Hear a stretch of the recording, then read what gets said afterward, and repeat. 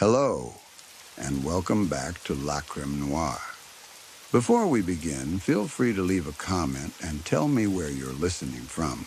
I always enjoy reading them. If you're drawn to dark, haunting stories, don't forget to like the video and subscribe to the channel. Now settle in, clear your mind, let the outside world slip away, and let's begin. Story 1. We knew the house was haunted the second we moved in. I mean that literally. Not the vibes were weird, not the place felt creepy. I mean the moment we walked up the front path with our bags, we heard faint screaming coming from inside the house. Thin and muffled, like it was being forced through walls. Like it was coming from a room that wasn't fully connected to the rest of the building. Of course we froze. Of course we looked at each other like, "Did you hear that too?" And of course we rushed in. We searched every room. We checked every closet. We opened cabinets, looked behind doors, stood at the bottom of the stairs listening for any sign of movement upstairs. We did the full, stupid new tenant panic routine, convinced we were about to find a woman tied up somewhere, or a TV blaring from a back bedroom, or a squatter who didn't realize the place had been rented. We found nothing. No TV. No neighbor yelling through a window. No broken locks. No open doors. No person. No obvious explanation at all. And just like that, the screaming was gone. It would have been easy to shrug it off. Sound does strange things in houses you don't know yet. Your brain fills gaps. People imagine things when they're stressed.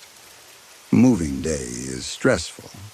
We were hauling boxes and trying to remember who had what key and whether the landlord actually fixed the heater.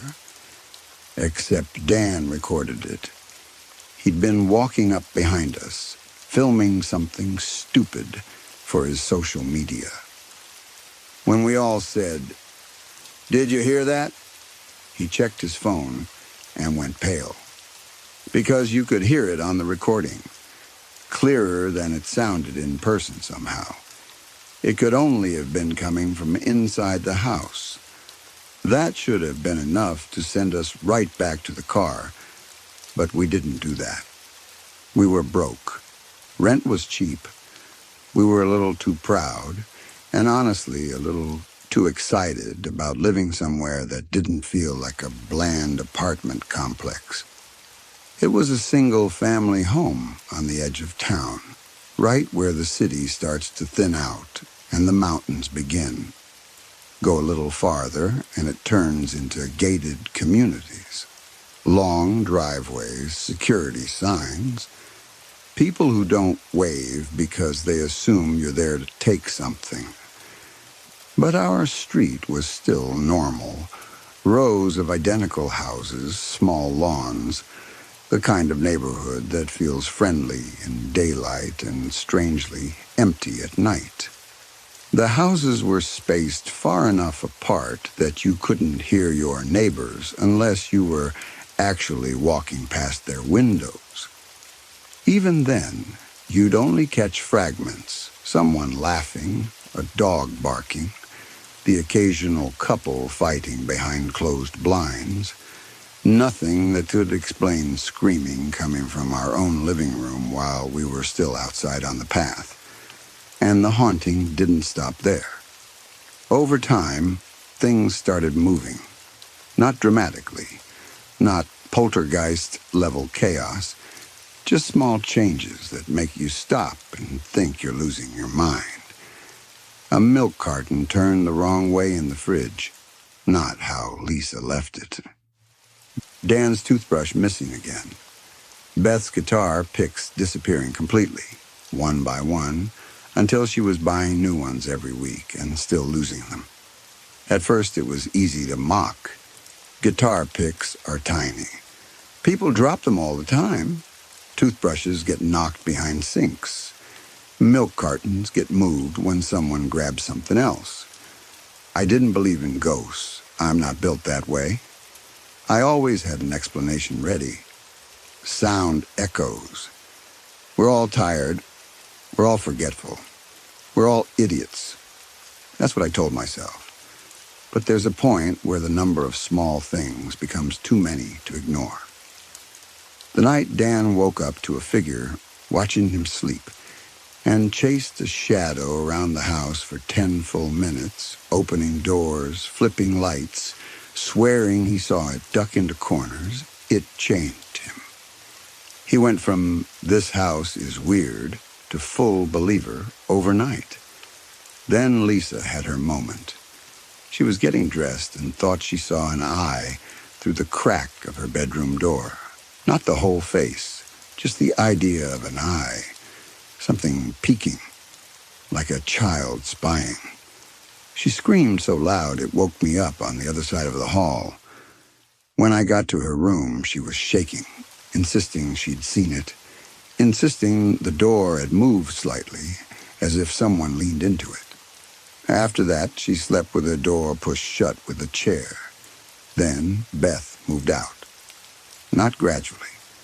Not after weeks of searching for a new place. She just left. She packed what she could into a car and drove away like she was escaping a wildfire. She wouldn't tell us why. She wouldn't even look at us when we asked. She wouldn't answer text afterward. She just cut the whole house out of her life.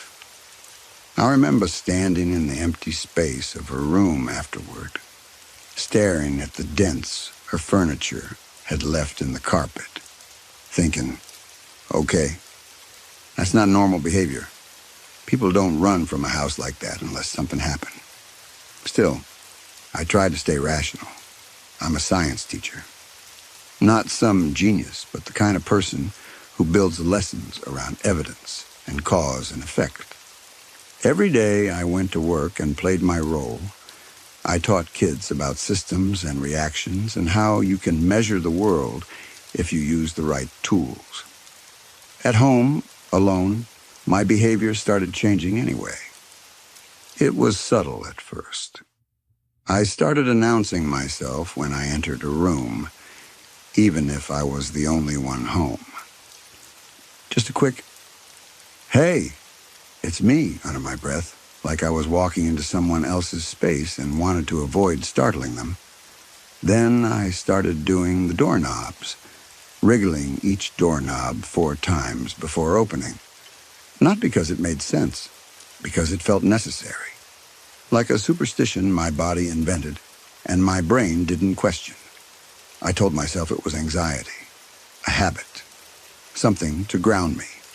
But I knew deep down that it was a ritual, a way of saying, I'm here, I'm not sneaking, I'm not challenging you. When Jack moved in to replace Beth, he thought we were all out of our minds. Jack was the kind of person who laughed at horror movies and told you ghosts weren't real with the confidence of someone who had never been truly scared. He rolled his eyes at the stories. He made jokes about the screaming house. He walked around at night with all the lights off like he wanted to prove something. He moved out less than a month later. He said we were too loud, that the house was noisy, that he couldn't sleep because of the constant sounds. He claimed it was us, doors, footsteps, talking. But we were careful. We were constantly careful. That's the part people don't get when they picture a haunted house situation. You don't become loud and wild. You get quiet. You stop slamming cabinets. You stop playing music. You stop calling attention to yourself. You start tiptoeing through your own home like you're trying not to disturb something sleeping. And when Jack said we were too loud, it didn't feel like an insult. It felt like he was describing something he couldn't understand, because whatever was loud in that house wasn't us. After Jack left, the 3 of us became something else. Dan started going to church. At first, it was casual. He'd mention he went, like it was just a new hobby. Then it became regular. Then it became serious. He began carrying a small cross in his pocket. He started leaving religious pamphlets around the kitchen counter like they were protective charms. Lisa went in the opposite direction. She decided if there were spirits, then maybe you could negotiate with them. She bought bundles of herbs and started burning them, filling the house with sharp smoke. She drew little symbols in chalk near door frames. She watched videos about warding and protection and spoke about energy the way some people speak about weather. I stayed in the middle, still teaching science during the day, still repeating my old explanations when anyone asked. But at home, I started losing faith in my own skepticism. Not because I suddenly believed in ghosts, but because I couldn't deny that something was happening. Something real enough to change how we lived. And then came the attic.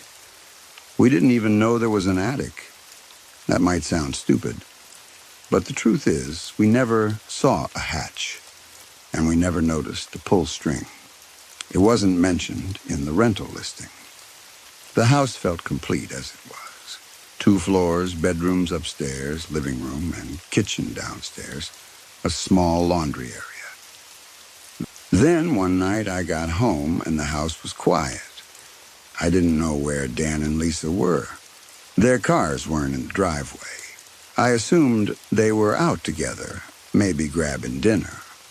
It was late enough that the neighborhood felt asleep, but not so late that it felt dangerous. When I stepped into the upstairs hall, I stopped. A ladder was down. One of those folding attic ladders you pull from the ceiling. It hung open like a jaw. I stared at it for a moment, genuinely confused. It hadn't been there before, I was sure. We'd lived there long enough that I would have noticed a ceiling hatch. But there it was, open, waiting. I stood under it, looking up into a black square of space. Dust drifted down in slow little flakes like the ceiling had been disturbed recently. A part of me knew I should walk away, close it, call Dan, wait for someone else to get home. Instead, I climbed. I don't know why. Curiosity is a real thing, and it doesn't always feel like a choice. It felt like my body went first and my mind followed. The attic wasn't finished. It was just a dusty room with wooden beams, insulation, and boxes stacked in corners. But it wasn't empty the way I expected an attic to be. It was filled with dolls, old dolls, some with porcelain faces, some with cloth bodies, some missing eyes, some wearing cracked little smiles. They were piled in a way that didn't look like storage. It looked like they had been placed there, then knocked over, then placed again. There were also what looked like old theater costumes, frilly dresses, wigs, strips of fabric, a pair of shoes with buckles. Everything scattered like someone had been digging through it in a hurry. I found a light switch and flipped it. The light came on, but it was dim, weak, like it had trouble reaching the corners. I walked slowly, looking around, trying to figure out what I was even looking at. My brain was searching for the normal explanation. Maybe the previous owners left things. Maybe the landlord used the attic for storage. Maybe it was props from a local theater. But the way the items were spread out didn't feel like forgotten storage. It felt lived in. I stopped in the middle of the attic and realized I could hear my own breathing.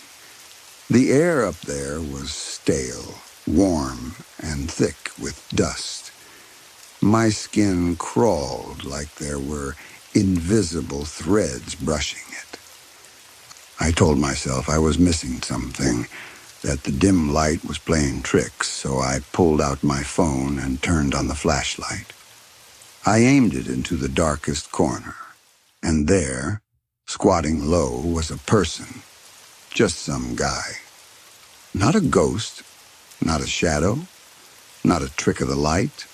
A real human being tucked into the corner among the dolls and costumes, watching me like an animal caught in a trap. For half a second, my brain refused to understand what my eyes were seeing.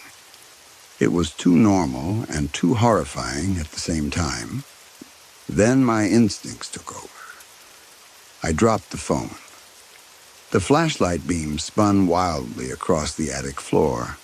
I stumbled backward, missed a step, and fell onto the ladder hard enough that my shoulder screamed. I slid down the ladder like I was being pulled. I hit the upstairs floor and didn't even stand properly. I half crawled, half ran down the stairs, grabbed the front door handle with shaking hands, and bolted outside into the night. I didn't stop running until I was far enough from the house that I could breathe. Then I called the cops. I remember my voice sounding wrong when I tried to explain it. Like my mouth couldn't shape the words quickly enough. There's a man in our attic. There's a man in our attic. The sentence didn't make sense no matter how many times I said it. Because who expects that? The police arrived. They went in. They did their job. And somehow, the part that still turns my stomach the most isn't even the moment I saw him. It's what happened after. They came back out onto the street, into the normal world of identical houses and quiet driveways and distant porch lights, and they had him. They had pulled him out of our house like you'd pull a rat out of a wall. I didn't get a good look at him. I didn't want to. I just stood there with my arms wrapped around myself while the officers spoke to me, asking questions, telling me I did the right thing, telling me it happens more than people think. They explained what he'd been doing, how long he'd likely been there, how he might have gotten in, and where he might have been hiding. They used terms like trespassing and burglary and squatting in a residential space. But the words didn't soften it. Because here's the truth. The house wasn't haunted. Not in the way we thought. It was occupied. And we never noticed the difference. The screaming we heard that first day, that recorded screaming. Maybe it wasn't a spirit at all. Maybe it was a sound from a person who lived in the walls and didn't want to be found. Maybe it was a signal, a warning, a test. All the little things that moved, all the items that vanished, the toothbrush, the milk carton, the guitar picks, those weren't paranormal tricks. Those were hands. Human hands. That's the part that makes my skin feel too tight when I think about it. Ghost stories are scary because they're unknown, but they're also distant. You can talk yourself into disbelief. A person is worse.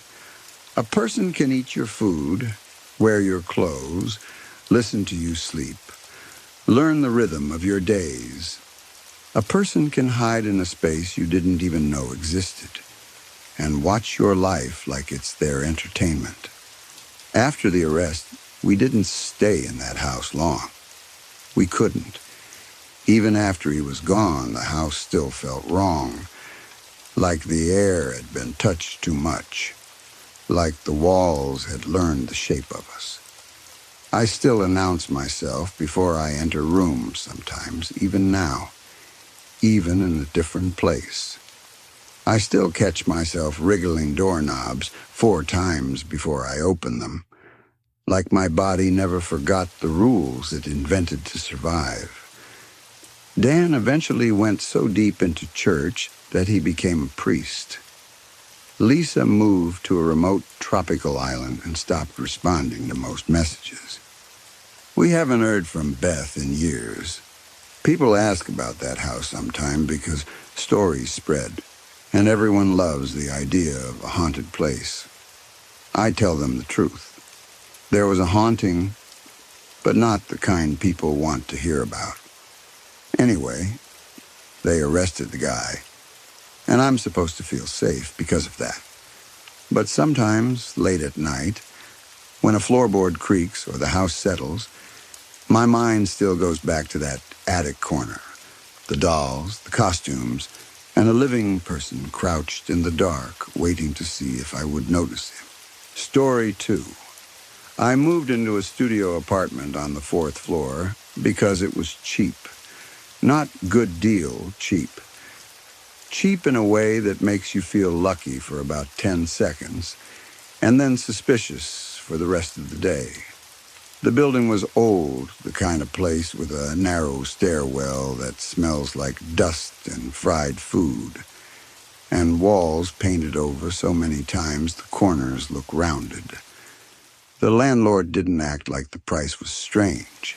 He smiled too quickly and told me the last tenant had left in a hurry, left most of his stuff behind.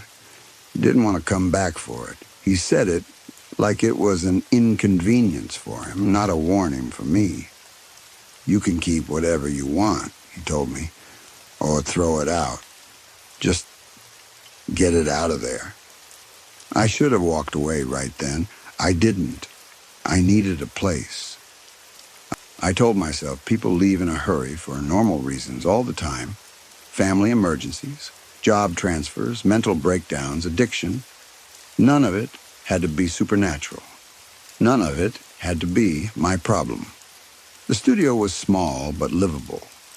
A single room with a tiny kitchen line along one wall, a bathroom that was barely wide enough to turn around in, and a closet that looked like it had been built as an afterthought. The floors creaked, the radiator clanked, the windows didn't quite seal. But I'd lived in worse. What I hadn't lived with before was someone else's life still in the corners. The previous tenants, things were everywhere. Not furniture, not big stuff. Mostly the debris of a person who thought they'd have time to come back. Clothes shoved into the closet. A stack of mail on the counter. A milk crate of books. A cheap lamp. A few kitchen items. A rolled-up rug in the corner that smelled like old smoke. It took me most of the afternoon to clear it out. I made piles. Keep, donate, trash.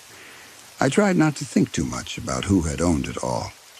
At some point, I found myself holding a shirt and wondering whether the guy who wore it was alive. That thought made me drop it into the trash pile like it burned. When I finally got to the closet, I pulled everything out. Clothes, hangers, random boxes, and started cleaning the floor. That's when I noticed the baseboard along the back wall wasn't flush. One end lifted a little, like it had been pried away and then shoved back. It looked minor. The kind of thing you'd ignore if you weren't already on edge. I pressed my fingers against it, and it shifted. A loose baseboard. I knelt down and pulled gently. It came away easier than it should have, and behind it, in the gap between the wall and the floor, I saw folded paper. At first, I thought it was cash. That quick flash of excitement people get when they find money in an old apartment. It wasn't money. It was a map. Hand-drawn on plain paper, folded into a tight square, like someone had hidden it fast. I opened it slowly, expecting maybe a childish doodle or a note. The map wasn't of the building. It wasn't of the neighborhood. It was of the walls. It showed the inside of the apartment like an X-ray. Dashed lines ran between studs. Arrows curved through spaces that shouldn't exist. It looked like someone had mapped out hidden pathways behind the drywall, like the apartment had arteries. The writing was messy but readable. One thick arrow pointed to a spot near the bathroom. "Here," it said. "Cut the drywall. Be quiet. It listens." I sat there on the closet floor with the paper in my hands, staring at that sentence until the words stopped looking like language and started looking like shapes. Be quiet. It listens. My first reaction was a laugh that didn't come out, just a silent puff of air. Then my second reaction hit, anger. Not at the previous tenant, but at myself for being unsettled. It was probably a prank, a mental health thing. A guy spiraling and leaving weird notes for the next person. People do that. Still, my fingers tightened around the paper. I should have thrown it away. I should have shoved it back behind the baseboard and never looked at it again. I should have told myself the rent was cheap because the building had old plumbing and noisy neighbors and nothing more. I didn't.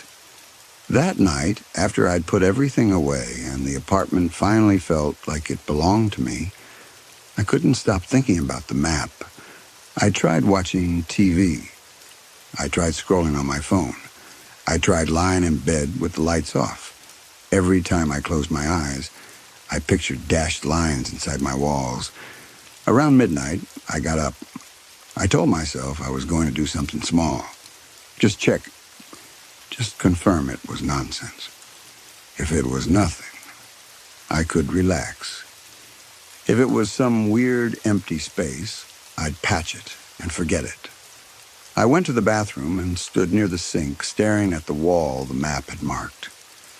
My heart was beating too hard for how still I was. I found a utility knife in my toolbox. The blade felt too sharp, too serious. I took a breath and cut a small square into the drywall. Careful, controlled. The knife slid through like the wall was softer than it should have been. I used the tip to pry the square out. It came out clean. Behind it, I expected insulation. Pink fiberglass, pipes, wires. I didn't see any of that. Behind the drywall was a hallway, a narrow hallway with a wooden floor. The air that came out of it was stale, like an attic that hadn't been opened in decades. It smelled faintly of paper and dust and something else, something oily and old. I leaned closer, shining my phone flashlight into the space. The hallway was real, not an optical illusion. It extended farther than the thickness of the wall should allow. The walls of the hidden hallway were covered in newspaper clippings.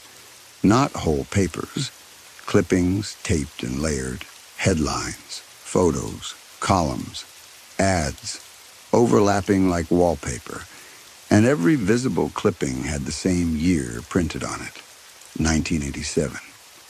I stood there, frozen, with my hands on the sink edge like I needed it to hold me up.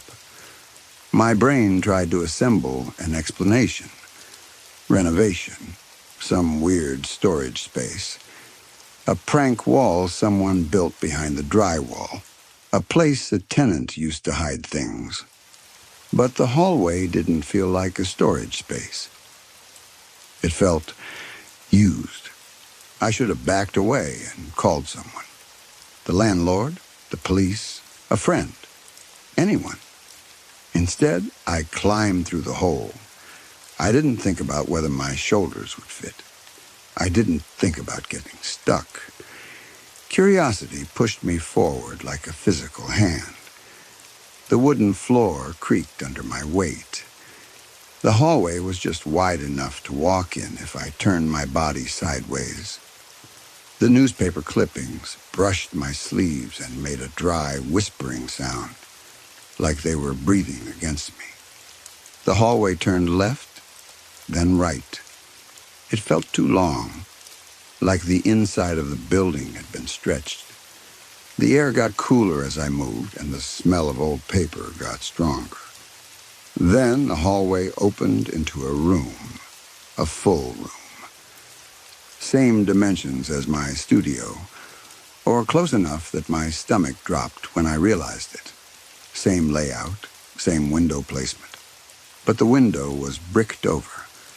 Where my apartment window looked out over the street, this one had a wall of old red brick, mortar cracked like dry lips. No light came through.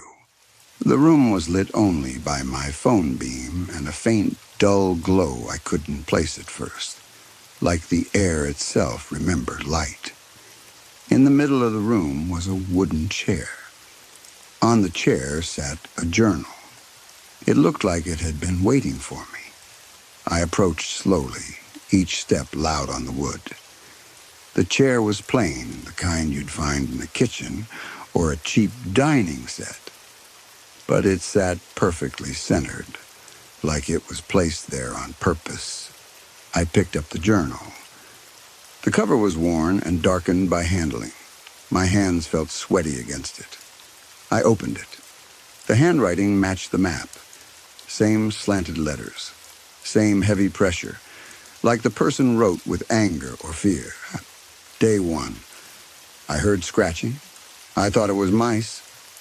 Then I found the hole in my closet wall. I made it bigger. I found this room. It has no door to the hallway. The only way in is through my bathroom wall. I do not know who built it. I swallowed and kept reading, turning the page carefully. Day 14. I started sleeping here. The air is stale, but I feel safe. The scratching is louder in my apartment. It is quieter here. I think the room was made to hide from something. I felt a wave of cold creep up my spine. It wasn't even what the words said. It was how calmly they were written. Like the writer had accepted that hiding in a sealed room inside the wall was reasonable. I turned the page again. Day 30. I saw it. In my apartment. Through the peephole I drilled, a figure, tall, no face. It stood in my kitchen. It did not move. It just stood there, waiting. I stayed in the hidden room for 3 days. When I came out, the figure was gone. But my fridge was open. All the food was gone. The figure ate it. My mouth went dry. My phone light shook slightly in my hand, and I tightened my grip to steady it. I flipped again, faster now, because I wanted the end. I wanted closure. I wanted a normal explanation to appear. Day 47. I hear breathing now. Not from my apartment. From the wall behind this room. There is a second hidden space. I have not opened it. I am afraid of what is inside. That was the last entry. The next page was torn out, leaving a ragged edge like a wound. I stood there in that sealed room with my breath loud in my ears, and I realized my own breathing had changed. Shallow, careful, quiet, like I was trying not to be heard. It listens. I looked up from the journal and stared at the far wall of the hidden room. For the first time, I noticed a thin crack in the drywall there. A line that didn't belong, like a seam, like something had pushed against the wall from the other side. I don't know why I did what I did next. I should have left right then. I should have crawled back into my bathroom and sealed the hole and told myself I'd call someone in the morning. I should have run. Instead, I walked toward the crack. It felt like walking toward a cliff edge, unable to stop. I crouched and put my eye to the crack. All I saw at first was darkness, then movement. Not a person moving, not a shadow shifting with light. The darkness itself seemed to rise and fall, like something breathing, slow, heavy, patient. For a second, I couldn't understand what I was seeing. My brain refused to label it. It was just motion in blackness, a rhythm. Then I heard it, not with my ears, but with my whole body. A deep, wet inhale. A slow exhale that made the cracks seem to widen. And the sense that something on the other side knew I was there. I backed away so fast I nearly fell. I turned and ran back through the hallway, scraping my shoulders on the newspaper walls. My phone light bounced wildly, flashing headlines and black and white faces as I stumbled. The paper brushed against me like hands. I reached the hole in my bathroom wall and crawled through, half panicked, kicking the drywall square behind me as I went. I shoved the drywall piece back into place from the bathroom side, hands shaking. I taped around it like tape could seal reality. Then I put the baseboard back in the closet, pressing it into place until it looked normal again. I stood in my bathroom afterward, sweating, listening. The apartment was quiet. Nothing moved, no scratching, no footsteps, no voice, just my own pulse, loud and sick. That was 3 weeks ago. I haven't cut any new holes. I haven't gone back into the hallway. I haven't opened the baseboard again. I've tried to pretend I never found anything. I've tried to live like a normal person in a normal studio. But every night I hear breathing. Not from the wall I cut, from inside my closet. At first I told myself it was pipes. The building was old. Radiators hiss, water lines knock, vents breathe. If you listen hard enough, you can turn any sound into something worse. Except this wasn't knocking or hissing. It was breath. A slow inhale and a heavier exhale. With a faint wetness to it, like air passing through something that isn't supposed to be wet. Last night, I couldn't take it anymore. I stood in front of the closet with my hand on the knob for a long time, arguing with myself. Don't open it. You already know. Don't confirm it. Confirmation is how fear becomes permanent. I opened it anyway. The back wall of the closet was gone. Not broken. Not peeled away. Gone as if it had never been there. A dark hallway opened behind it. The same narrow wooden floor, the same newspaper clippings, the same stale paper smell rolling out like a breath. At the end of the hallway, under the beam of my phone light, sat the wooden chair, empty. But the journal was on the floor now, open, pages spread like it had been dropped in a hurry.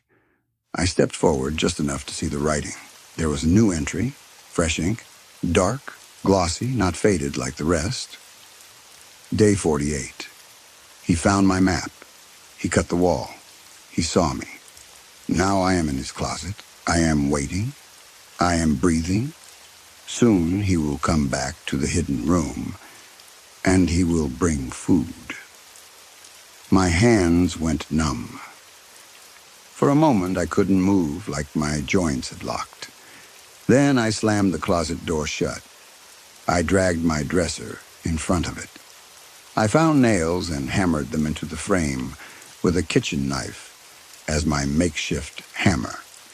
Because I didn't have anything better, and panic makes you invent tools. I didn't stop until the door couldn't open without splintering. Then I went into the bathroom. The bathroom is the only room with a lock. It's a cheap lock, the kind that you can pop with a coin, but it's still something. A barrier, a line. I've been in here for 3 hours now, sitting on the cold tile with my back against the tub. I have my phone and my keys and my knife. The window in here doesn't open far enough to climb out. The vent above the toilet hums softly like it's mocking me. At first, after I locked myself in, the breathing was still coming from the closet. Now it isn't. Now it's coming from the other side of the bathroom wall, the one with the patched hole. I can hear it clearly through the drywall. A slow inhale, a slow exhale, steady and calm. Like whatever is breathing has all the time in the world. And the wall is making a sound too, faint but unmistakable. A gentle cracking, like pressure being applied. Like the drywall is flexing. Like it's thinning. If you ever find a map inside your walls, don't follow it. Don't cut the drywall. Don't go looking for rooms that aren't supposed to exist. Don't read the journal like it's just a story. Don't assume curiosity is harmless. And if you hear breathing, leave. Leave the apartment. Leave the building. Leave the neighborhood. If you're the dramatic type, burn the place down and keep driving until the city changes. I can't leave. The bathroom door is locked, and I don't know if the hallway's already on the other side of it, waiting. The breathing is right behind the wall now, so close it feels like it's inside the room with me, and the wall's getting thinner. Story 3. I've been a 911 dispatcher for 11 years.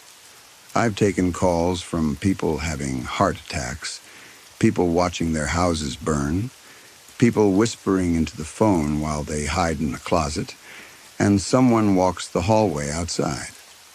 After a while, you develop a kind of professional distance. You have to. You stay calm, you ask the right questions, you get the right people moving, and then you go home, make dinner, and try not to carry other people's fear into your kitchen. Most calls don't follow you home.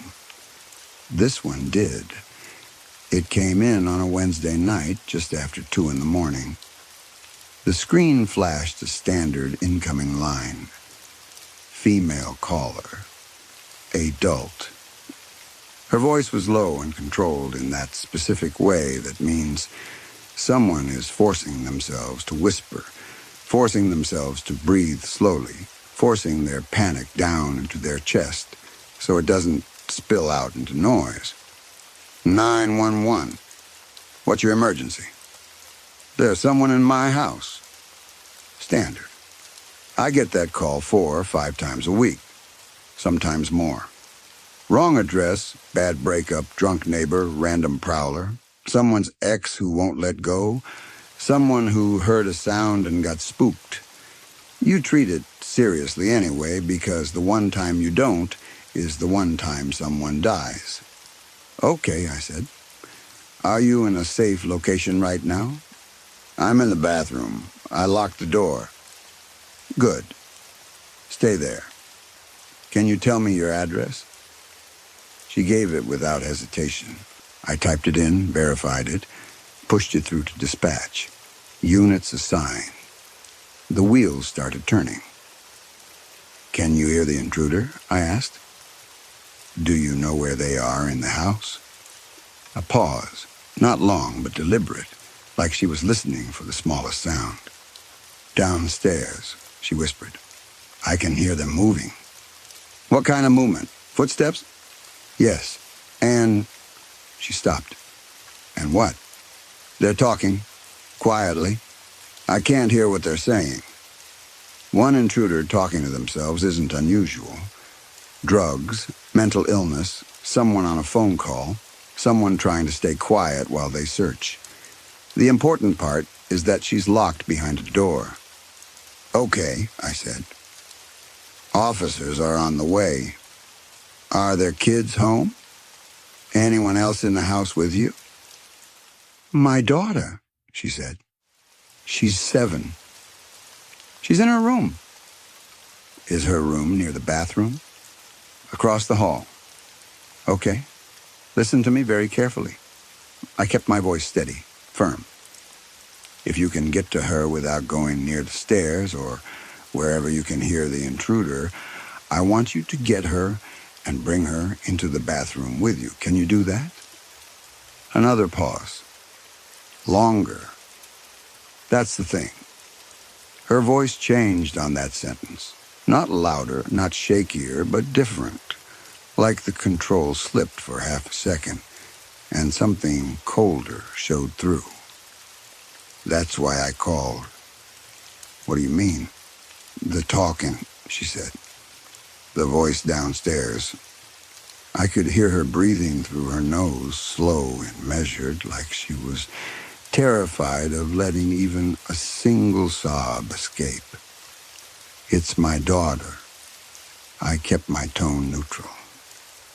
That's what training does. You don't let your own reaction leak into your words.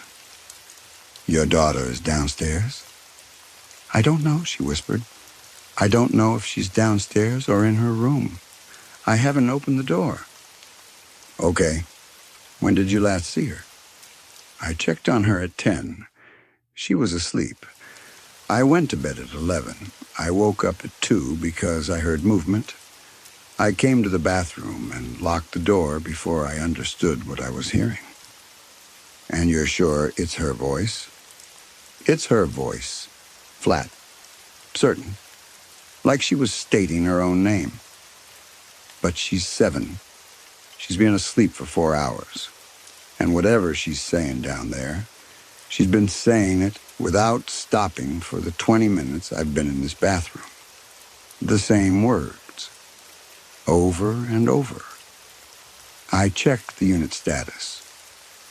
4 minutes out. I noted it in the call. "Do you know what she's saying?" I asked. This time the pause was long enough that I could hear more than her breathing. Under it, faint and distant through the phone's mic, there was something else. Rhythmic. Low. Like a small sound repeated with perfect timing. I couldn't make it out, but my brain didn't like it. "I looked it up," she said finally. "What did you look up?" "While I was waiting," she whispered. I typed what it sounded like into my phone. "What did you find?" "It's Latin," she said. "Or something like Latin."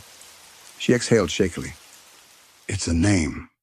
She keeps saying a name. Over and over." "Whose name?" "Mine." Her voice broke just at the edges like a crack in glass. "She's saying my name. My full name. My middle name." My fingers froze above the keyboard for half a second. "My daughter doesn't know my middle name," she continued. "I've never told her. It was my grandmother's name. It's not on any document she's ever seen." For 3 full seconds, I said nothing. In 11 years, I don't think I've ever done that on an active call. Silence is the enemy. Silence makes people spiral. Silence lets fear grow teeth. But I had nothing useful to say. Then I forced my voice back into place. "Ma'am, officers are 2 minutes out," I said. "I need you to stay on the line with me. Do not hang up." "There's something else," she whispered. "What?" "I looked up the phrase," she said. "The whole phrase, not just the name. It took me a while to find a translation." "Okay," I said, even though my mouth felt dry. "It means she is ready now." She swallowed. "She is ready now. She is ready now." Her voice dropped to almost nothing. "She's been saying that for 20 minutes. My name, and then she is ready now. Over and over." In the background, faint through the phone, I heard sirens approaching. Distant, but moving closer. The sound steadied me a little. Help was real. Help was physical. Help could open doors and turn on lights. "They're almost there," I told her. "Can you hear the sirens?" "Yes." "Stay in the bathroom until officers knock on that door and identify themselves. Do not open it for anyone else." "Okay." I asked one more question because I needed the world to make sense again, in a way I could write into a report. "Ma'am, does your daughter speak Latin? Has she studied it? School, a tutor, anything like that?" "She's in 2nd grade," she said. Then a long silence, like she was trying not to breathe too loud. "She's in 2nd grade," she repeated, quieter, "and she can barely read." The officers arrived. I stayed on the line with her, which is standard procedure.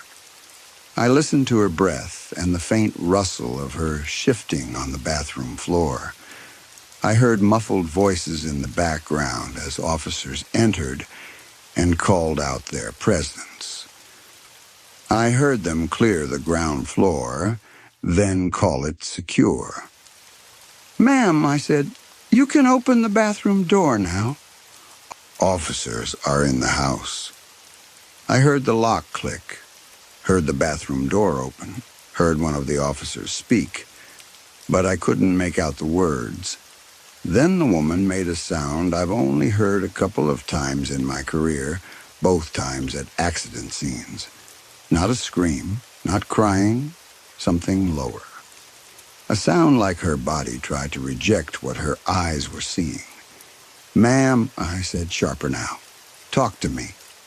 Nothing. 4 seconds. Then, in a voice that sounded emptied out, she said, "She's in her bed." "Your daughter's in her bed?" "She's in her bed. She's asleep."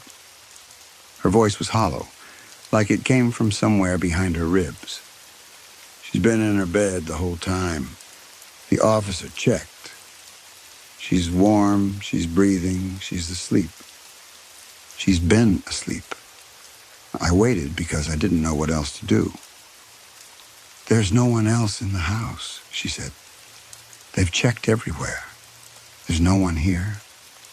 The call ended a couple of minutes later. Officers were on scene. Situation contained. No evidence of a break-in. No intruder found. The woman's daughter woke up when they checked her and had no idea why her mother was shaking. I filed the report. I finished my shift. I went home at 6. I made coffee and sat at my kitchen table, staring at the steam rising from the mug like it could erase the night. I told myself what I always tell myself. People hear things at 2 in the morning. Stress and sleep deprivation do remarkable things to perception. There is always an explanation.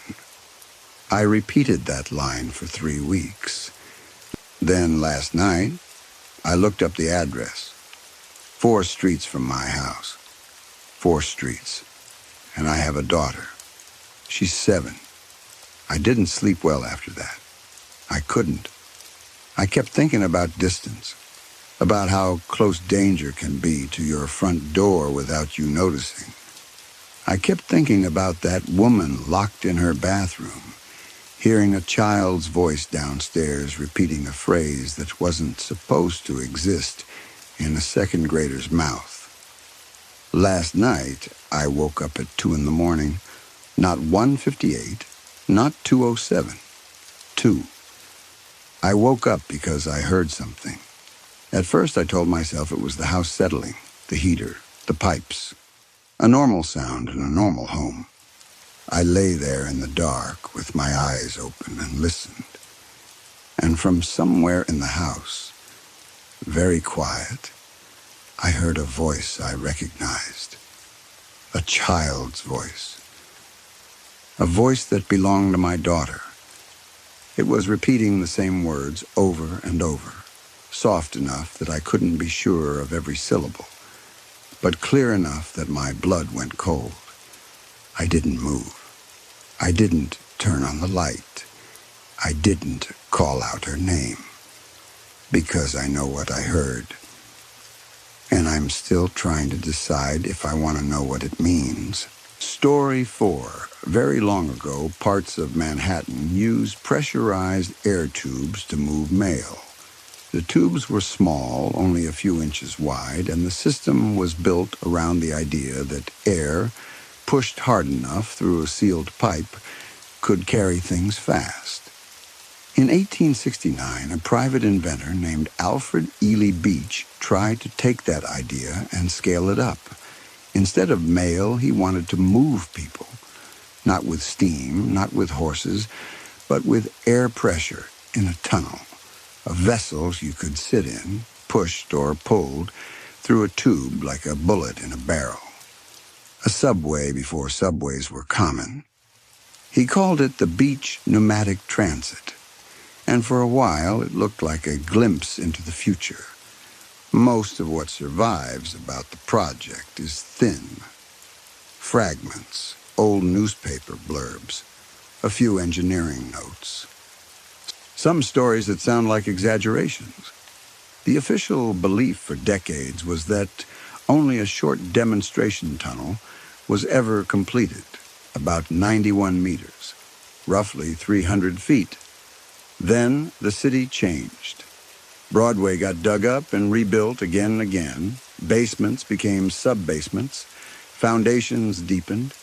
Utility work cut into old layers of Manhattan like a knife through cake. And in that reshaping, pieces of Beach's work resurfaced. Not the clean public demonstration sections people knew about, but deeper pockets of space, air cavities, dead corridors that hadn't been filled the way everyone assumed.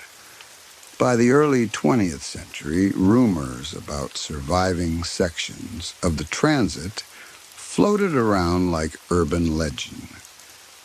Most people treated it as harmless trivia, until workers started breaking through unexpected walls during excavation and finding curved brickwork that didn't match the rest of the underground. The rediscovery wasn't announced as some grand historical moment. It was handled like a problem. Demolish it, reinforce it, fill it, forget it again. Except not all of it could be reached. Not all of it could be mapped. Some cavities remained sealed behind earth and concrete, holding air that hadn't moved in decades. On April 22, 1929, 5 volunteers were sent down to reassess what was left. The official purpose was simple: remap what remained of the beach pneumatic transit, determine whether any sections posed a structural risk under Broadway, and report back. If there were voids that could collapse under new construction, the city needed to know. That was the official story anyway. The truth, at least what circulated quietly among guards and workers who'd been around the project's old excavation sites, was that Alfred Beach had been afraid of something in his tunnel. Not just cautious, afraid. Men who'd worked around the transit claimed he started acting different near the end. He would stop in the middle of a conversation and listen as if he heard something no one else could. He paid more guards. He ordered sections sealed that didn't need sealing. He became obsessed with closing it off. And then one day he walked through the tunnel alone. No escorts, no workers, no explanations. When he came out, he ordered construction halted permanently. Not paused, not delayed, stopped. He demanded the entrances sealed and records buried in legal and corporate nonsense until the whole thing became a historical footnote. He didn't just abandon the project. He tried to erase it. No one ever proved why. By 1929, when the new survey team was assembled, the men in charge treated Beach's fear as a quirk of history, but they treated the tunnel's air as a real danger. The few sections that had been breached in recent years contained air that tested toxic, bad enough that even rats didn't live down there. Workers found only skeletal remains of rodents scattered in the dust. That suggested the toxicity wasn't always there. Something had changed in the sealed pockets over time. So the volunteers wore refurbished diving gear. Not the sleek kind you picture now. These were heavy, old-style suits, big sealed helmets with thick glass, bulky joints, gloves that turned fingers into clumsy paddles. Each suit connected to the surface by a long, thick air hose that fed fresh oxygen down. The hoses looked like umbilical cords stretched across the floor. They were also wearing the suits inside protective cages, strange, spherical torso assemblies with a single round opaque window at the front. The equipment had been modified, patched, redone, made workable for this specific job. The idea was simple: keep the air out, keep oxygen in, and make it possible for people to move and work without breathing whatever the transit held. All 5 of them had names, but once they were suited up, they became identical. That's one of the details that sticks with me in the surviving descriptions. How quickly identity gets erased in situations like that. Once your face is behind thick glass and your voice is muffled by metal and rubber, you're no longer a person in the normal way. You're just a figure doing a task in a dangerous place. The 5 didn't act excited. There are no stories of them cracking jokes on the way down. No dramatic speeches. They entered the freight elevator like workers going to a job they didn't like, but had to finish. The elevator descended, rattling through an industrial shaft that had been cut into the underground like a wound. It came to a sudden stop with a jolt that rocked them slightly in their suits. In the cramped space, they grabbed the equipment they'd brought. A gasoline generator on wheels, a large camera mounted to a tripod, a plug-in lamp that could draw power from the generator, a fold-out table, and bins of plastic designed to hold chemicals for developing film. They weren't down there to tell stories. They were down there to prove what they found. The generator was dragged out first. A few hard tugs on the pull cord, and it coughed, sputtered, then roared to life. The sound filled the underground like a constant angry animal, making conversation difficult and turning silence into something impossible. They connected the lamp. It clicked on, flooding the space with a harsh, white glow. Above them, the elevator's own lights rose as the platform began to ascend again. The shaft swallowed the elevator, and the last of that light vanished. Now the 5 were alone in an underground system that wasn't supposed to exist anymore, with 1 lamp and 5 air hoses leading back up into darkness. The camera was aimed into the tunnel beyond the lamp's reach. They could only see maybe a few feet into the curve of it. Past that was black. No one seemed to know for sure how much tunnel remained. With a mechanical click and a bright burst of flash, the camera fired. For an instant, the circular tunnel was lit like daylight. Brickwork arched overhead. The floor curved slightly. Dust hung in the air like suspended ash. Then darkness again. The camera flashed 4 more times, each burst briefly revealing deeper and deeper segments of the tunnel's throat. When the film was removed, it was carried to the table, where the chemical trays waited. The bins were already set up like a tiny lab. A careful routine began. Dip, agitate, wait, rinse, develop. An analog telephone sat on the table, too, wired directly to a matching unit at the surface. That phone was their lifeline if something went wrong. Their oxygen was being pumped down through the hoses. Their exit was a shaft that might not reopen for hours. They were tethered in every sense of the word. They settled into their station beside the empty elevator shaft because they had to. If they moved too far, the hoses would pull tight and disconnect. The suits could keep outside air out, but without the hose feeding fresh oxygen, they would be suffocating in minutes.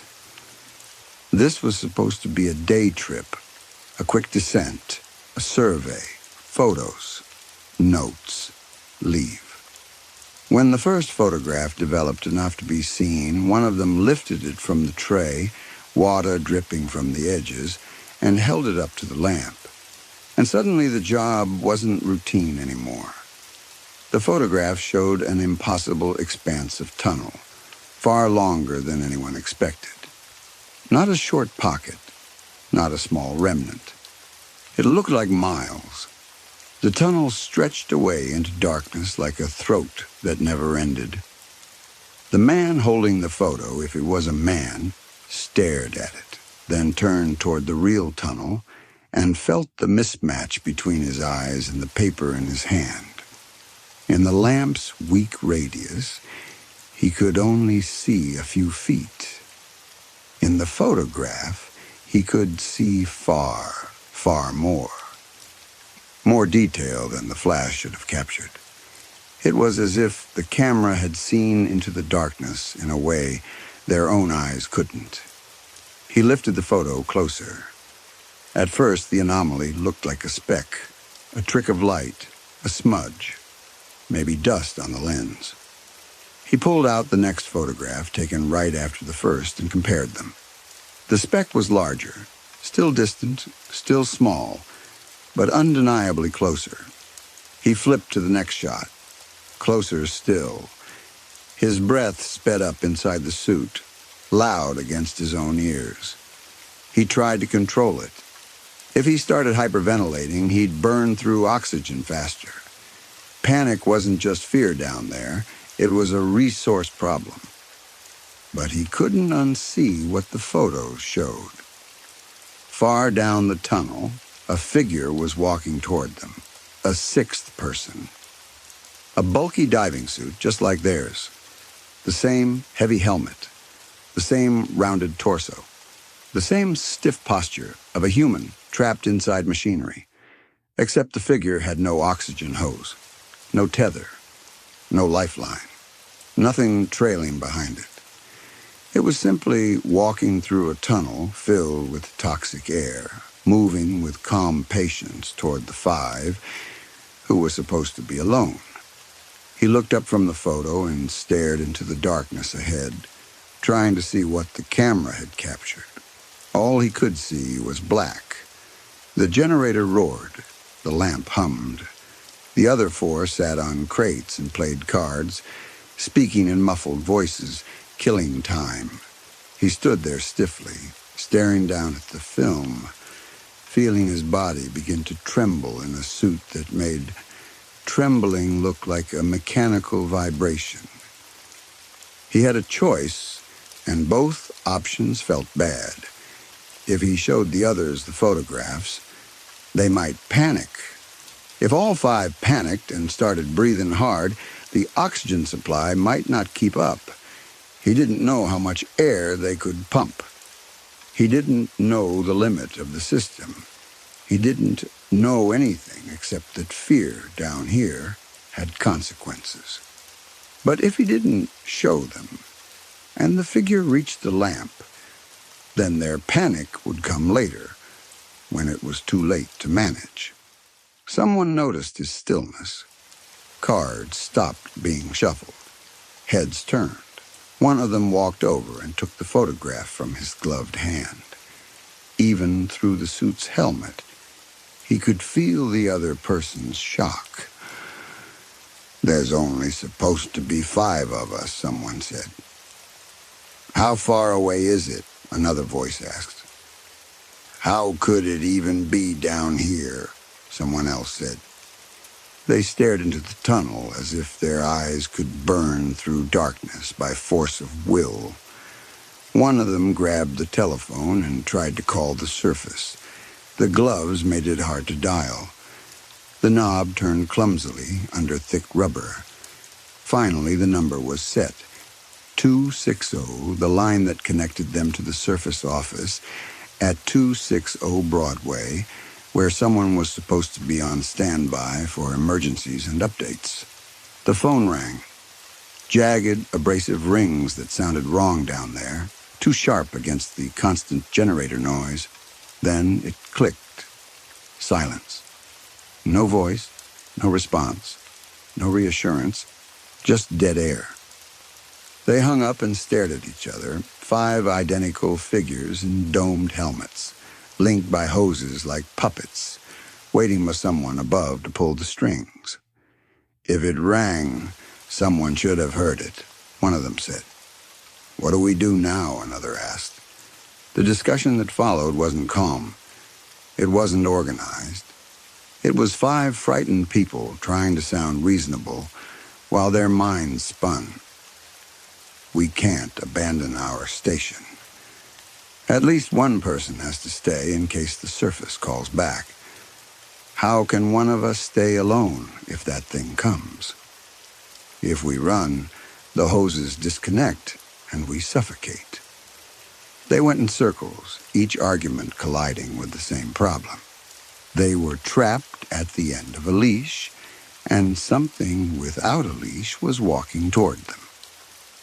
In the end, they made a decision that sounds logical only because it was the only decision they could make.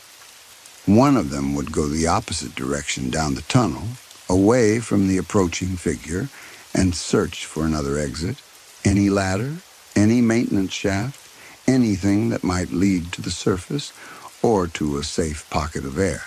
It was almost a suicide mission, but it was also hope. They warned the person not to panic, not to breathe hard, not to speak. They told him the suit would hold a little oxygen after disconnecting, but not much. Minutes, maybe less. The chosen person nodded because nodding was all you could do in that helmet, and then he walked out of the lamp's radius and into blackness. The 4 remaining watched until he disappeared. And behind them in their minds, that 6th figure in the photo was getting closer. The one who went into the darkness took careful steps. Without light, the tunnel became a sensory void. He could smell nothing, taste nothing, hear only his own muffled movement and the constant distant hum of the generator behind him fading as he walked. He tried to ration his breath, 1 inhale every few steps, slow exhale. Control. But the longer he walked, the more he felt something else.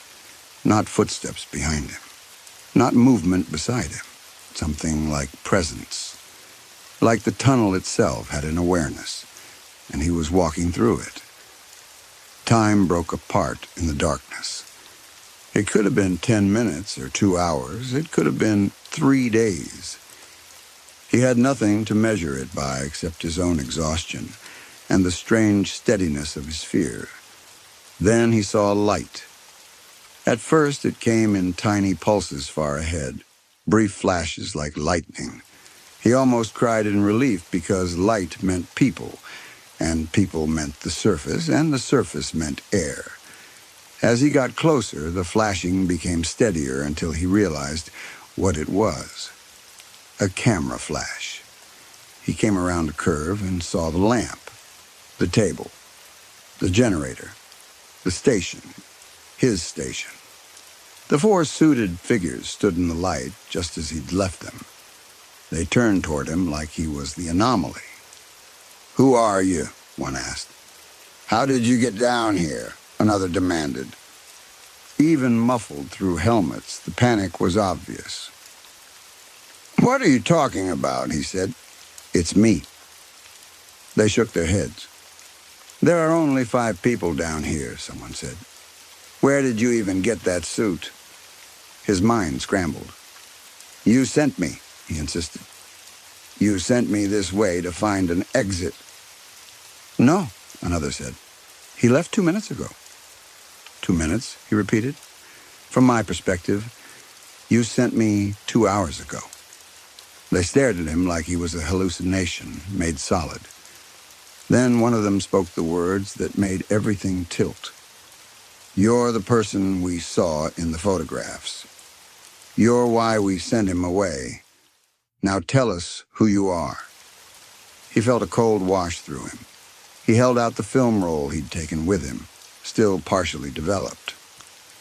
"We took that," he said. "We saw someone down there. You sent me the other way." The person took the film, studied it under the lamp, and then looked up. "He's right," that one said. "That is our photograph." "So how?" someone whispered. "How could you be in two places?" The man, if he was the same man, had no answer. "I have no idea," he said. "But do you really think that's what happened?" None of them answered because the tunnel didn't allow comfort. It only allowed choices. One of them opened a trunk and pulled out a lighter and a collared shirt.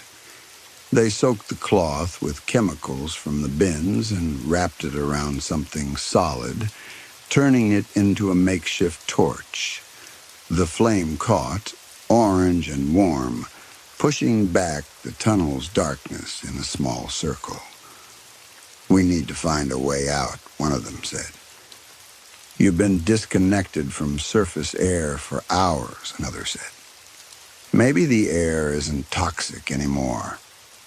Or the suits have some residual system," someone argued. "It doesn't matter," a fourth voice said. "All that matters is we can move." They decided to go right, toward where the photographs had shown the sixth figure approaching. The torchlight made the tunnel look older, rougher, more real. The walls sweated dampness.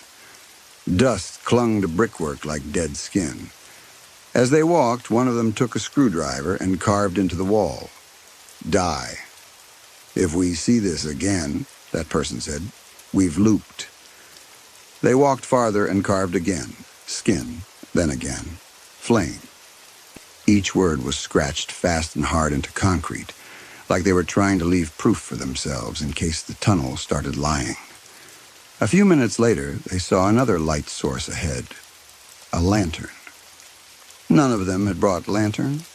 The warm glow grew, and then a man stepped into view.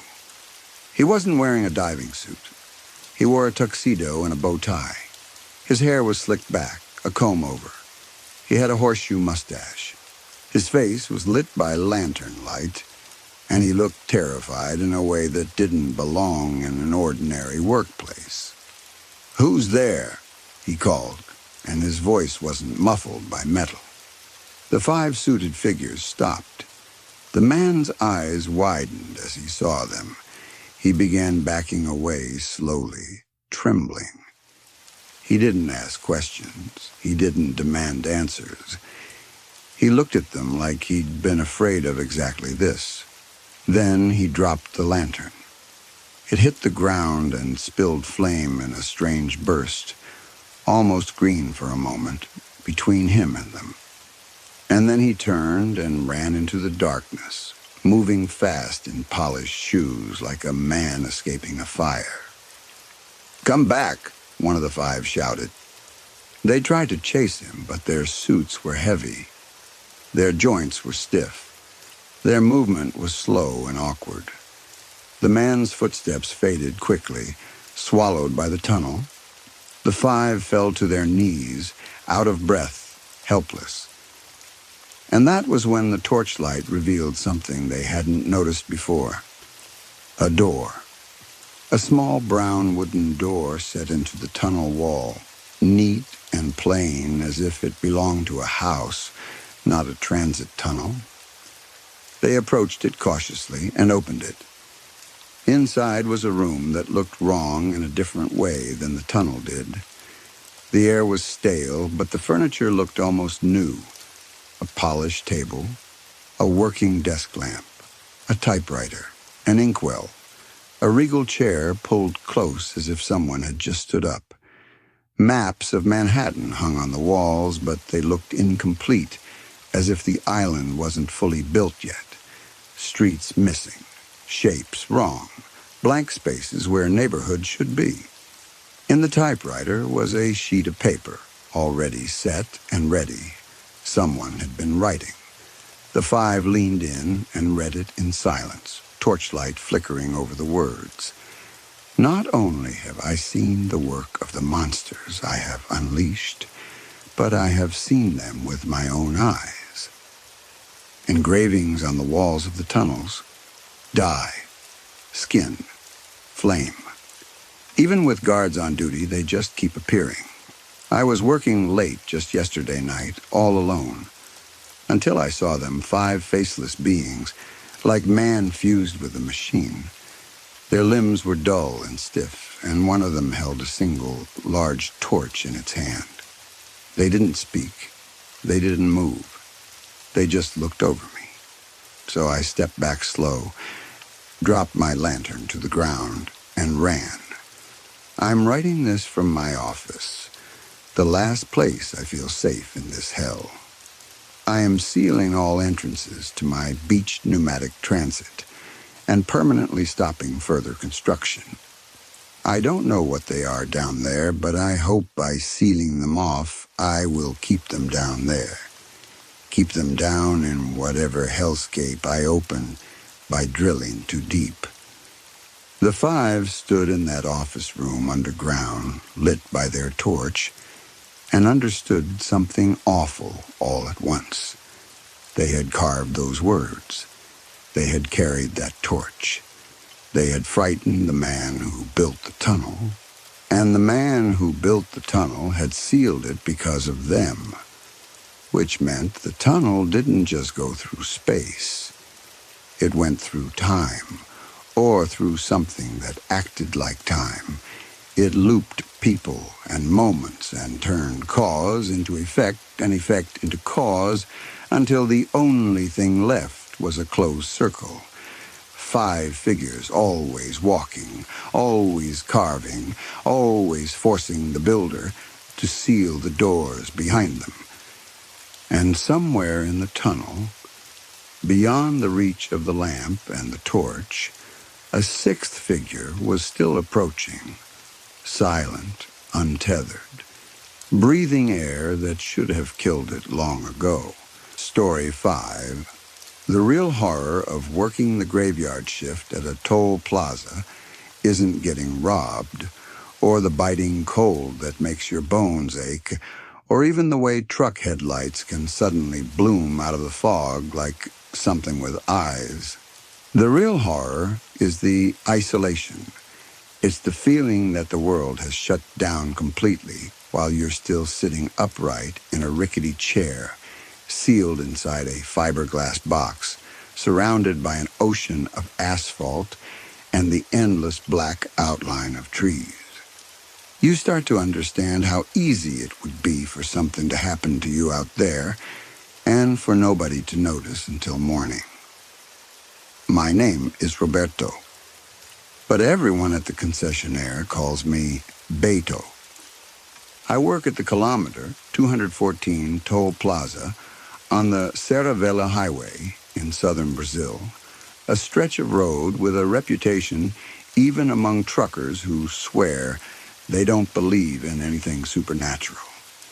The highway cuts through a valley, choked by dense Atlantic forest.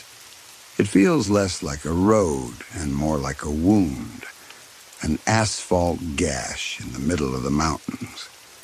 There isn't a town within a 25-mile radius in either direction. No houses, no gas stations, no places where help can just appear, just fog, trees, and the sound of engines pushing through the dark. Every night, fog rolls down the mountains like it's alive. It doesn't drift in gently. It pours, it swallows, it turns headlights into smeared halos and makes distance meaningless. Truckers drive faster than they should because they want to outrun it, like you can outrun weather by sheer will. We have 8 booths at the plaza, but during the midnight to 6 a.m. shift, only 2 are open. Cabin 1 on the far left, run by my coworker Silas, and Cabin 8 on the far right, mine. Cabin 8 is the most isolated one. It sits at the extreme right edge of the plaza, almost pressed against a muddy embankment where the ground rises into forest. It's technically meant for heavy vehicles and oversized loads, but at night, the rules soften. Anyone who doesn't want to wait in a line they can't see through the fog drifts toward my lane. That Tuesday, traffic was almost non-existent. By 1 a.m., the mountain had been swallowed by fog so thick it looked like a wall of dirty cotton. Visibility dropped to less than 30 feet. The overhead lights under the plaza canopy barely pierced the white. Their beams died in the air like candles under water. I was alone in my 20-square-foot booth with a space heater humming by my feet. Silas was all the way on the other side in cabin 1, and through the mist, I couldn't see him at all. We might as well have been on different highways. Our only link was the walkie-talkie, clipped to my belt, which hissed with static whenever the weather got heavy. It was exactly 2:14 a.m. when the routine broke. I heard it before I saw it. An old engine, misfiring slightly. The uneven rhythm of a car that should have been in a scrapyard years ago. The sound came muffled through the fog as if the fog had weight, and the engine had to push through it too. I straightened in my chair, rubbed my eyes, and leaned toward the window. 2 yellowish beams tore through the mist. One headlight was misaligned, pointed higher than the other, giving the approach an off-balance look, like the car was peering at the world with one eye half open. It rolled up slowly, tires dragging on damp asphalt, and stopped next to cabin 8. An old sedan, an early 90s Chevy Monza, painted a dark color that the fog and lighting wouldn't let me identify properly. Navy, black, something between. The paint was dull, the roof sunbaked, and the driver's side door had a deep, jagged dent, like it had scraped hard against concrete. The driver rolled the window down. It was manual. I heard the crank squeal as it turned. "Good evening." 960, I said, using the automatic toll worker voice, reaching my hand out through the small sliding window. He didn't answer. I couldn't see his face. He had a dark baseball cap pulled low and a leather jacket collar raised to his neck.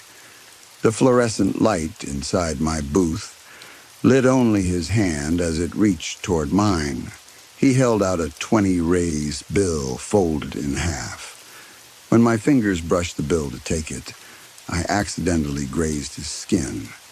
It lasted less than a second. It was enough. His skin felt clammy and slick, like it had been coated in something, not sweat, not water, something thicker. And there was a rancid smell that rose off him so fast, my body flinched before my mind could label it. I yanked my hand back, bringing the bill with me. The money was wet. Not damp. Wet, coated in the same viscous substance.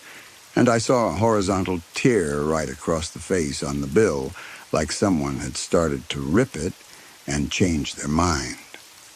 "Just a minute," I muttered, more to myself than him, wiping the bill on my pants before putting it in the drawer. I tried not to breathe too deeply through my nose. I counted change, 10 and coins, reached out again and handed it over. His hand took it without a word. No thank you, no nod, nothing. The window cranked up slowly with the same screeching grind. I hit the green button, the boom barrier lifted. The Monza dropped into first with a harsh jolt, misfired twice, and drove forward into the fog. Its taillights faded out as if they were swallowed, not by distance, but by something that wanted them gone.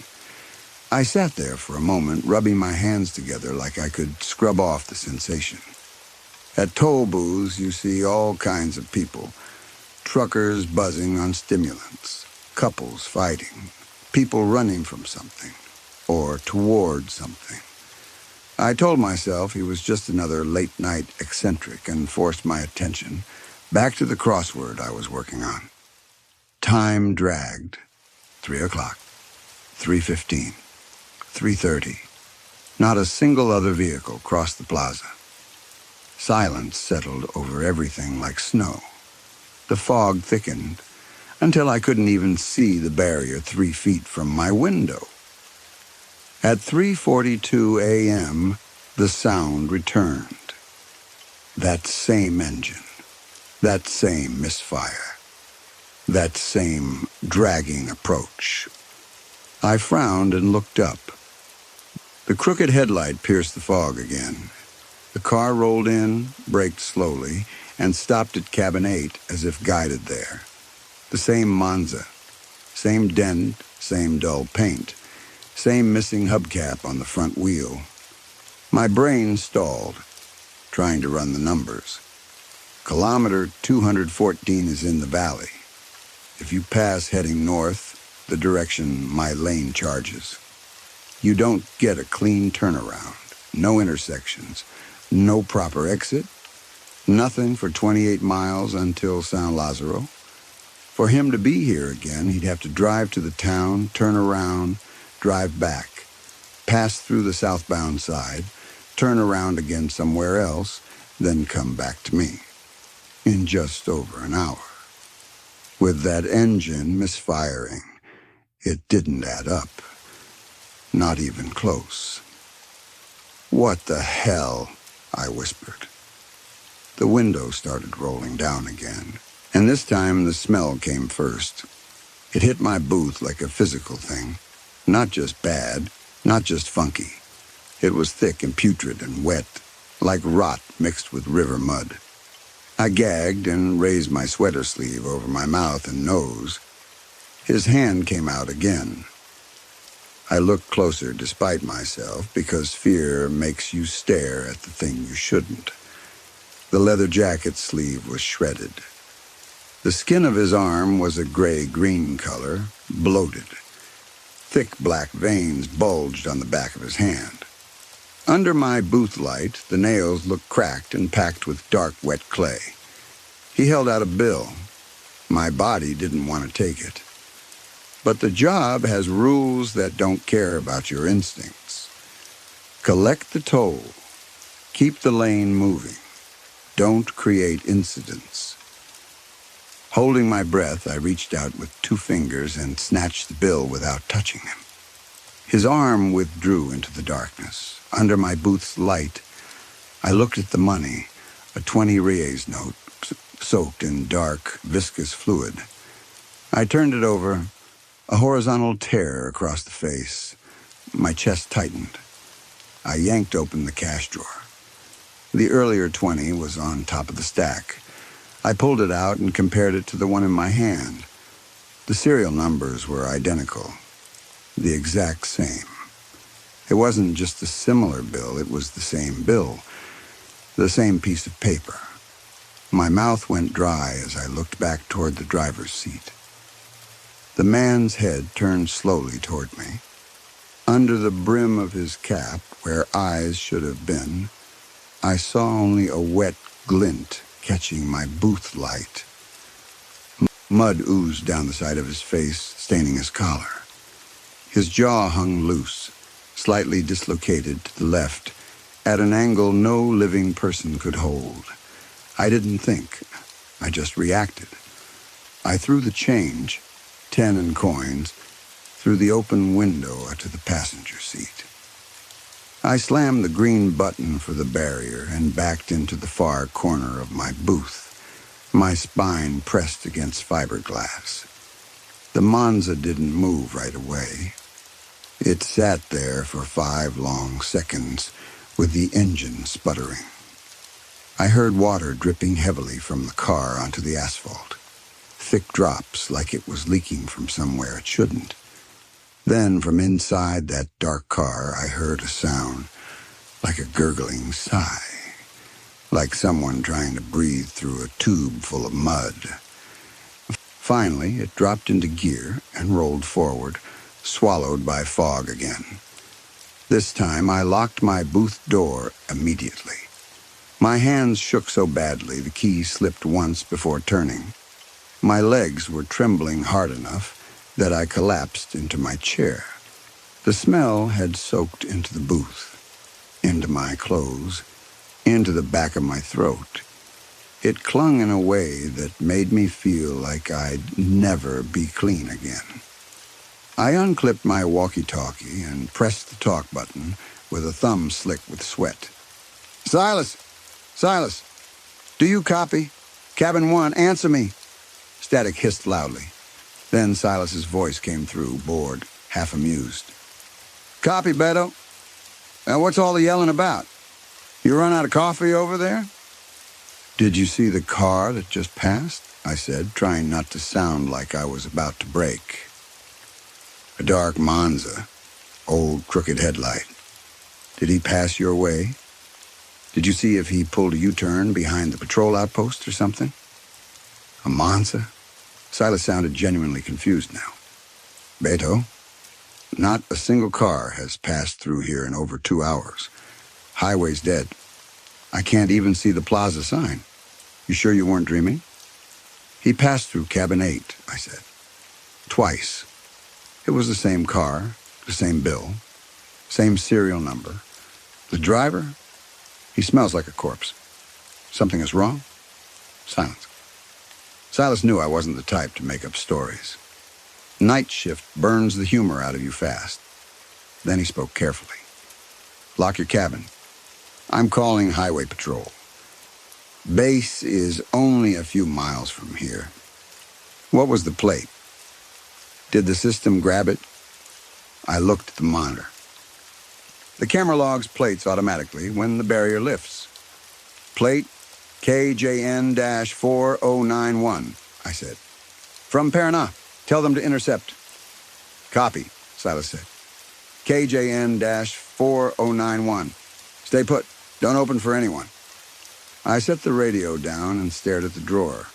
The 2 identical 20s sat there, side by side, stained with mud and slime. I pushed them to the back of the drawer with a pen. I refused to touch them again. At 4:25 a.m., the radio crackled hard enough to make me flinch. Beto, this is Sergeant Matias, Highway Patrol. Silas asked me to speak directly to you on this frequency. Over. Relief hit me so fast it almost hurt. A uniform, a cruiser, someone else taking control. This is Roberto, I said. Thank God. Did you find the Monza? It was heading north. Sergeant Matias's voice was heavy, drained of the usual sarcasm troopers use when they're trying to keep things light. Roberto, he said, listen carefully. Are you absolutely sure the plate was KJN-4091? Are you sure it was a dark Monza with a caved-in door? Yes, I said. The camera logged it. I saw it, twice. What's going on? You can't find him? It's not a matter of finding him, Matias said.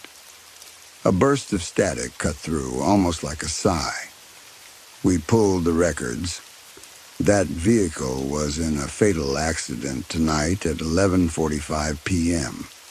Driver lost control on wet pavement, hit concrete, broke through a barrier, and went off the overpass at kilometer 190. My brain stopped. Kilometer 190 was 15 miles before my toll plaza. What do you mean went off the overpass? I said. What time? Before midnight, Matias said. Rescue is still down there. The car is upside down in the river ravine, submerged in mud up to the roof. They just cut into it. The coroner already called it. Skull crushed on the steering column. He was underwater for hours. My knees went weak.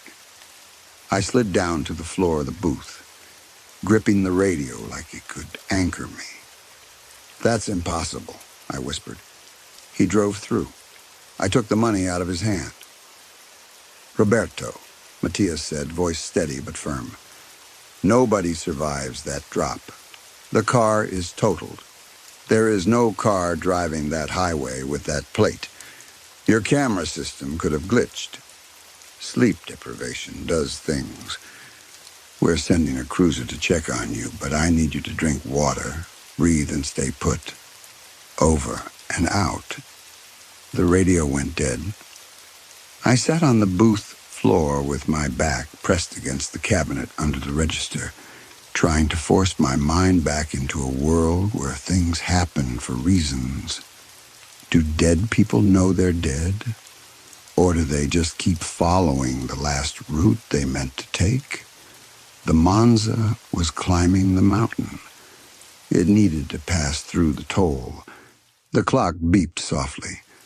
4:45 a.m., still over an hour until sunrise. Outside, the darkness was complete. The fog turned the world into a blank page.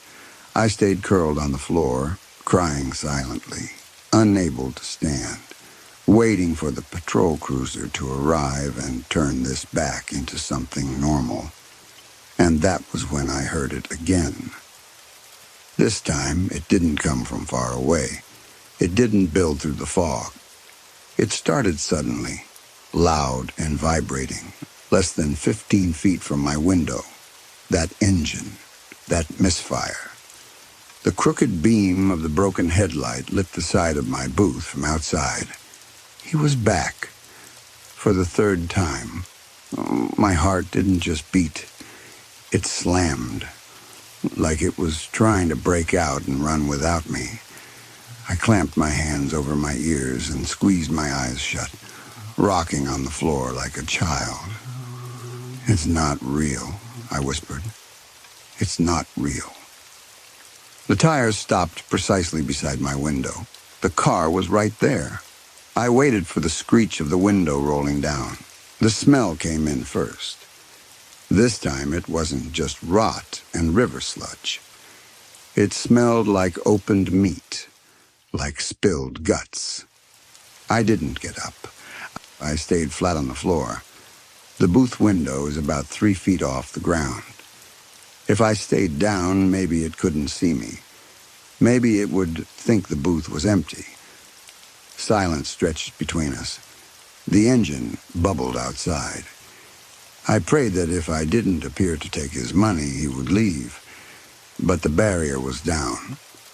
Without payment, the gate blocked the lane. It couldn't pass. And in that moment, I understood something in a way that made my skin crawl. Whatever was in that car still believed in the rules. It still believed the toll had to be paid. From the darkness outside, a voice spoke. Not a normal voice, not a living voice.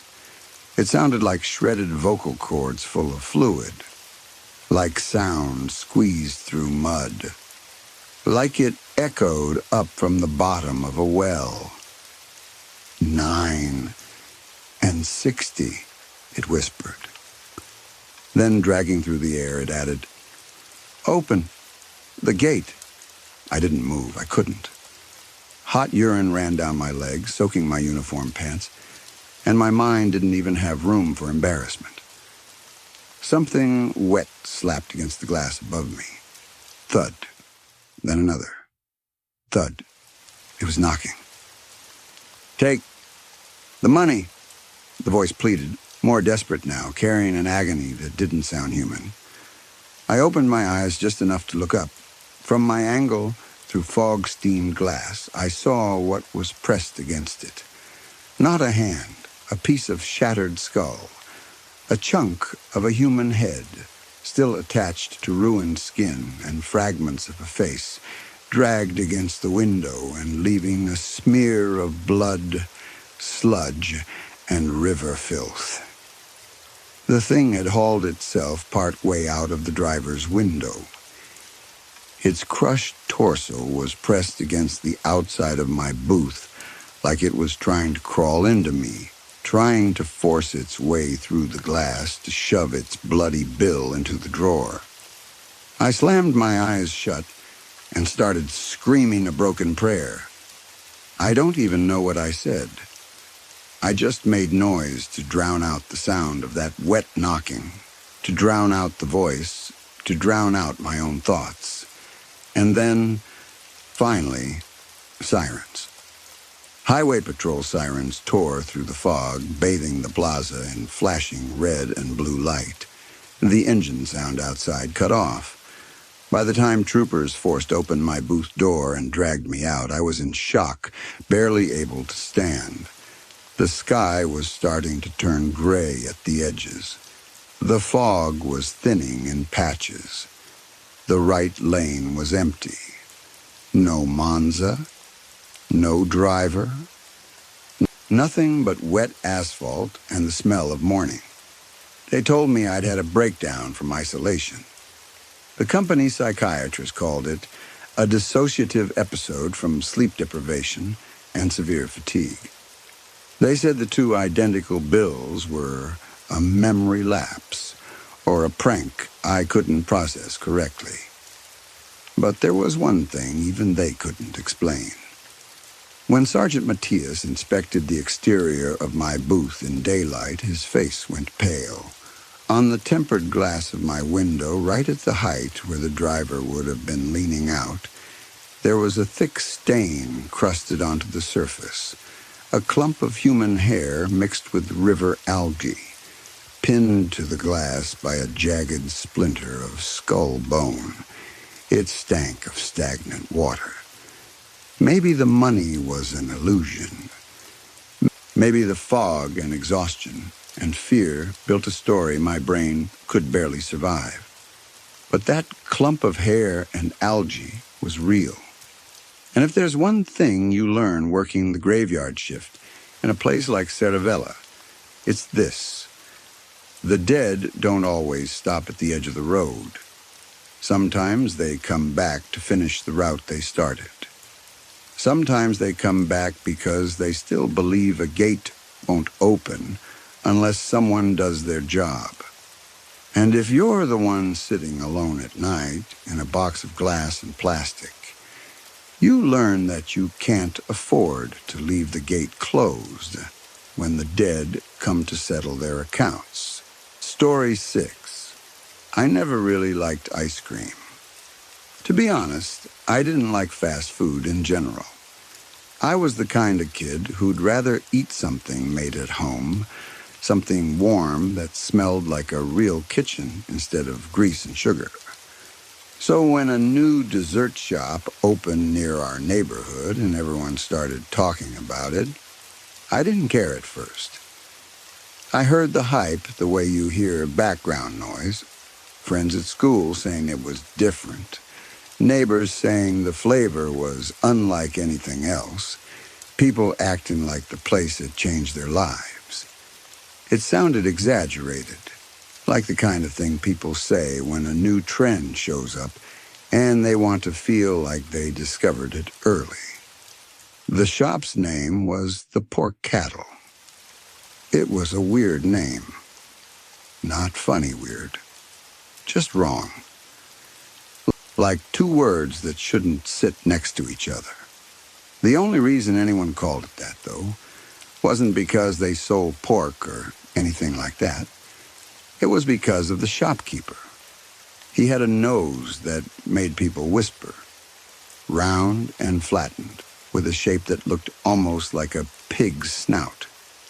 Kids can be cruel, and adults can be worse when they think they're being clever. So the name spread fast, and soon nobody used the real name on the sign. Everyone called it the Pork Cattle like it was normal. One afternoon, my friends dragged me there. I didn't want to go. I told them I wasn't in the mood. I told them I didn't even like ice cream. But they insisted, and it wasn't the kind of insisting where you can say no and move on. They made it into a group thing, a test. Like if I didn't try it, I was being difficult on purpose. So I went. Not because I wanted to, but because I didn't want to disappoint them.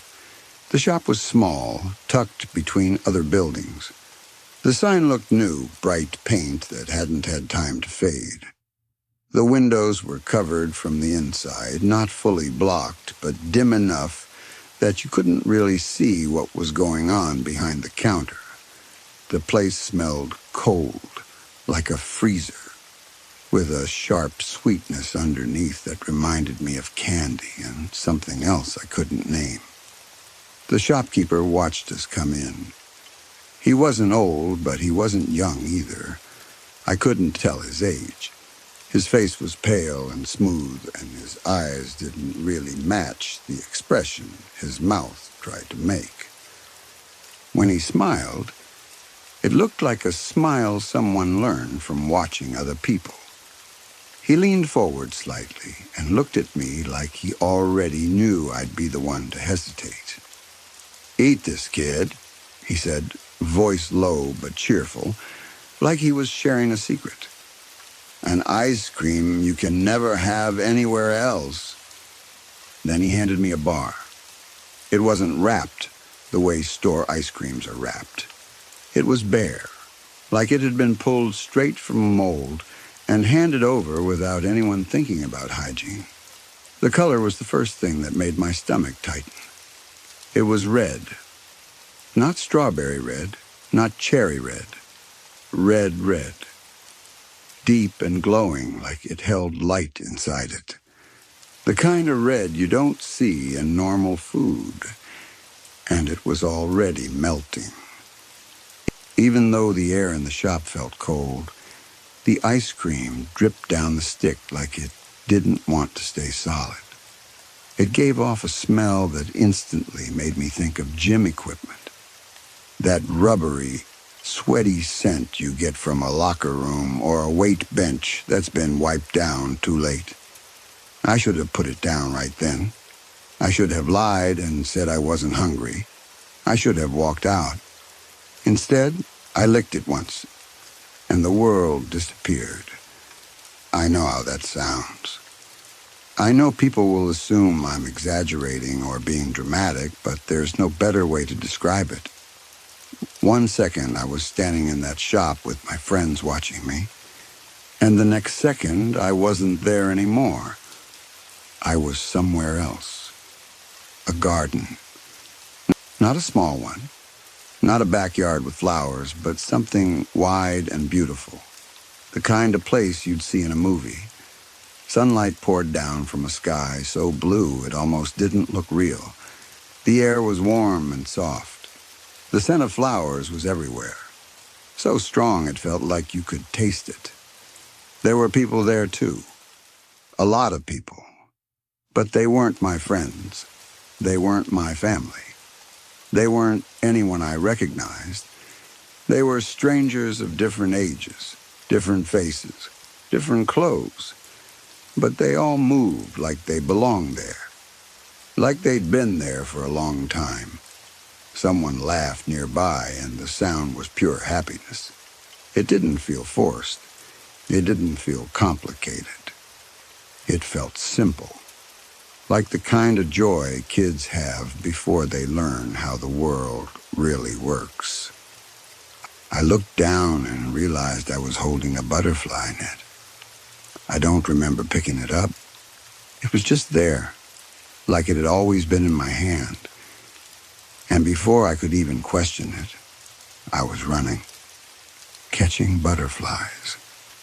Other people were doing it too, shouting and cheering, and it felt like a game we'd all agreed to play without needing instructions. Butterflies exploded into the air in bright colors, landing on flowers that swayed gently in the breeze. The sweetness in my mouth was unbelievable. It wasn't just good, it was perfect, heavenly, like a taste my body recognized even though my mind didn't. It made everything feel light, like there was no sadness or guilt or fear in me at all. For those few minutes, I felt like I had stepped into the best version of existence. Then the garden blurred, the sunlight faded, and I was back in the shop, the ice cream bar still in my hand, melting down my fingers. My friends were grinning at me like they'd been waiting for my reaction. I actually thanked them. That's the part that embarrasses me now. I thanked them like they'd given me a gift, like they'd introduced me to something innocent and fun. From that day on, I couldn't stop thinking about it. The taste stuck in my head. The garden stuck in my head. The feeling of being somewhere beautiful, somewhere untouched, somewhere that felt better than real life. It grabbed me and didn't let go. And I started going back. At first, it was just once every few days. Then it became every day. Then it became more than once a day. I spend all my money on that ice cream. Not some of my money, all of it. Any coins I found, any small bills I had left over from school lunches, any birthday money I'd been saving for something meaningful. It all went to the pork cattle. I stopped eating at home. At dinner, I'd push food around my plate and lie about being full. I'd say my stomach hurt. I'd say I ate at a friend's house. I'd say anything as long as I could leave the table without questions.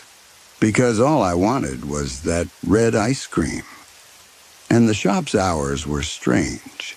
It stayed open all night, but it closed during the afternoon.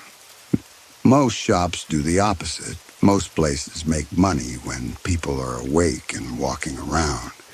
This place seemed to thrive in darkness. Back then, I told myself it was just the owner's choice. Some people like working at night. Some businesses cater to late-night customers. Now I know that wasn't the reason. One night, I couldn't sleep. I kept seeing ice cream in my dreams.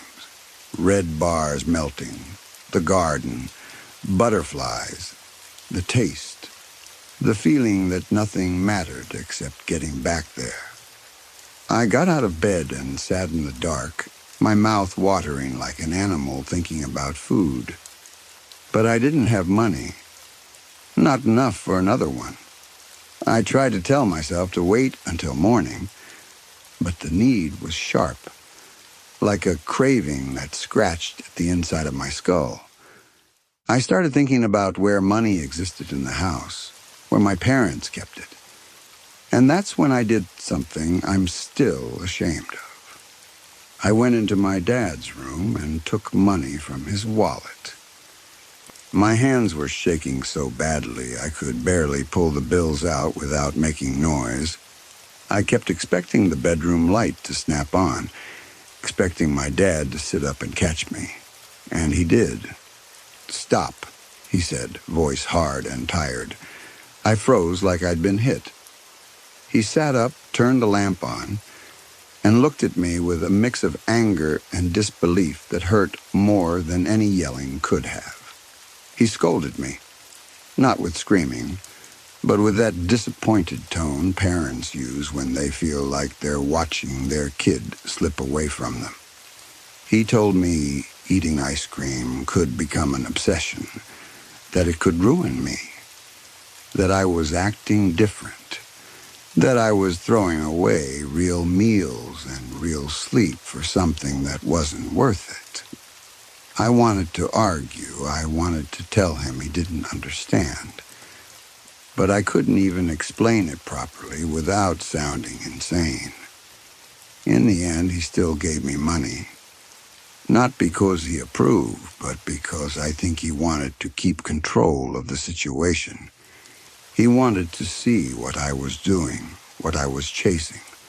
But he warned me, never steal again. I promised him I wouldn't. Then I ran out of the house anyway, clinging to the money like it was oxygen. When I got close to the shop, something felt off immediately. There was a crowd outside, a huge crowd. People weren't laughing and chatting the way they usually do in front of a new popular store.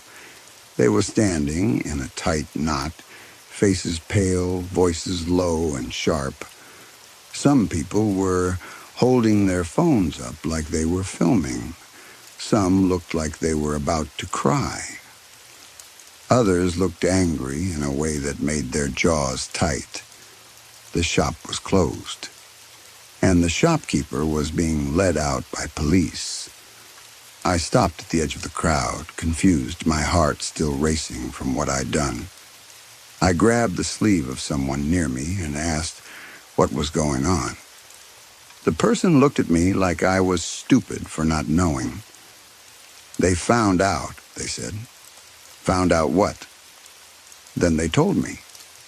The ice cream wasn't made from normal ingredients. It was made with blood, human blood that he froze into bars, and the bodies he used afterward. He ate. At first, my brain refused to accept it. It sounded too extreme, too ridiculous, like a rumor that grew in the telling. But then I heard more people in the crowd confirming it, pieces of the story stitching together. He lured lonely people to the shop at night, mostly kids. He knew which kids came alone. He knew which ones were hungry for attention, hungry for something sweet, hungry for a place to belong.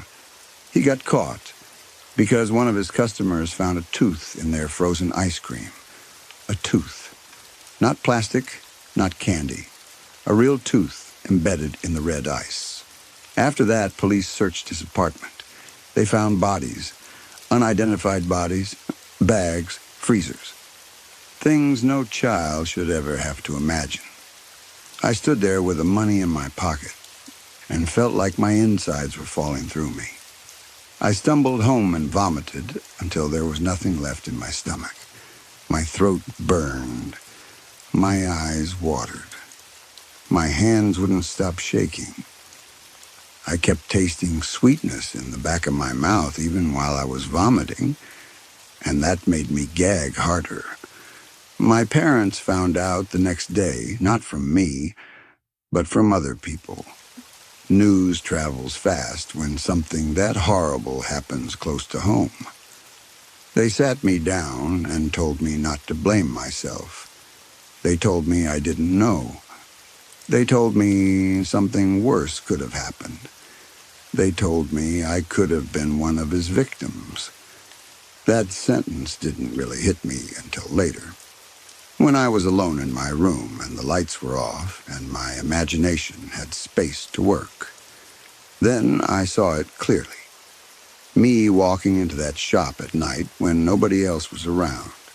Me taking the bar from his hand. Me following the sweetness wherever it led. And I realized how close I'd gotten. I still feel horrible that I stole from my dad. I still feel sick when I think about how quickly I stopped eating at home, how quickly I let that taste replace everything else that was real. I still hate myself a little for thanking my friends for acting like it was harmless fun. And to this day, I won't eat or drink anything red. People think it's a childish fear, like I'm being dramatic about food coloring. I let them think that. It's easier than explaining the truth. Because sometimes when I close my eyes, I can still see that garden, still feel that sweetness, still feel how right it felt. And that's the part that scares me most. Not that it was made from blood, but that my body craved it anyway. Story 7. I'd been raised on the legend of the Lost Dutchman's gold mine. My father was obsessed with it in a way that didn't feel like a hobby. It was the main story of his life. He read every book and article he could get his hands on. He collected maps, copied maps, argued about maps. He hiked every trail that anyone claimed might lead to it. He talked about the superstition mountains the way other men talk about religion, like belief itself could make something real. He truly believed he would be the one to find the gold. I never believed anyone would. Now I wish I'd never gone looking at all.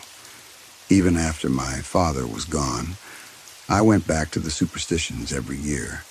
Same season, same ritual, same stubborn little part of me that refused to let his dream die just because he did. I told myself it was tradition, grief, respect. But there was always something else under it.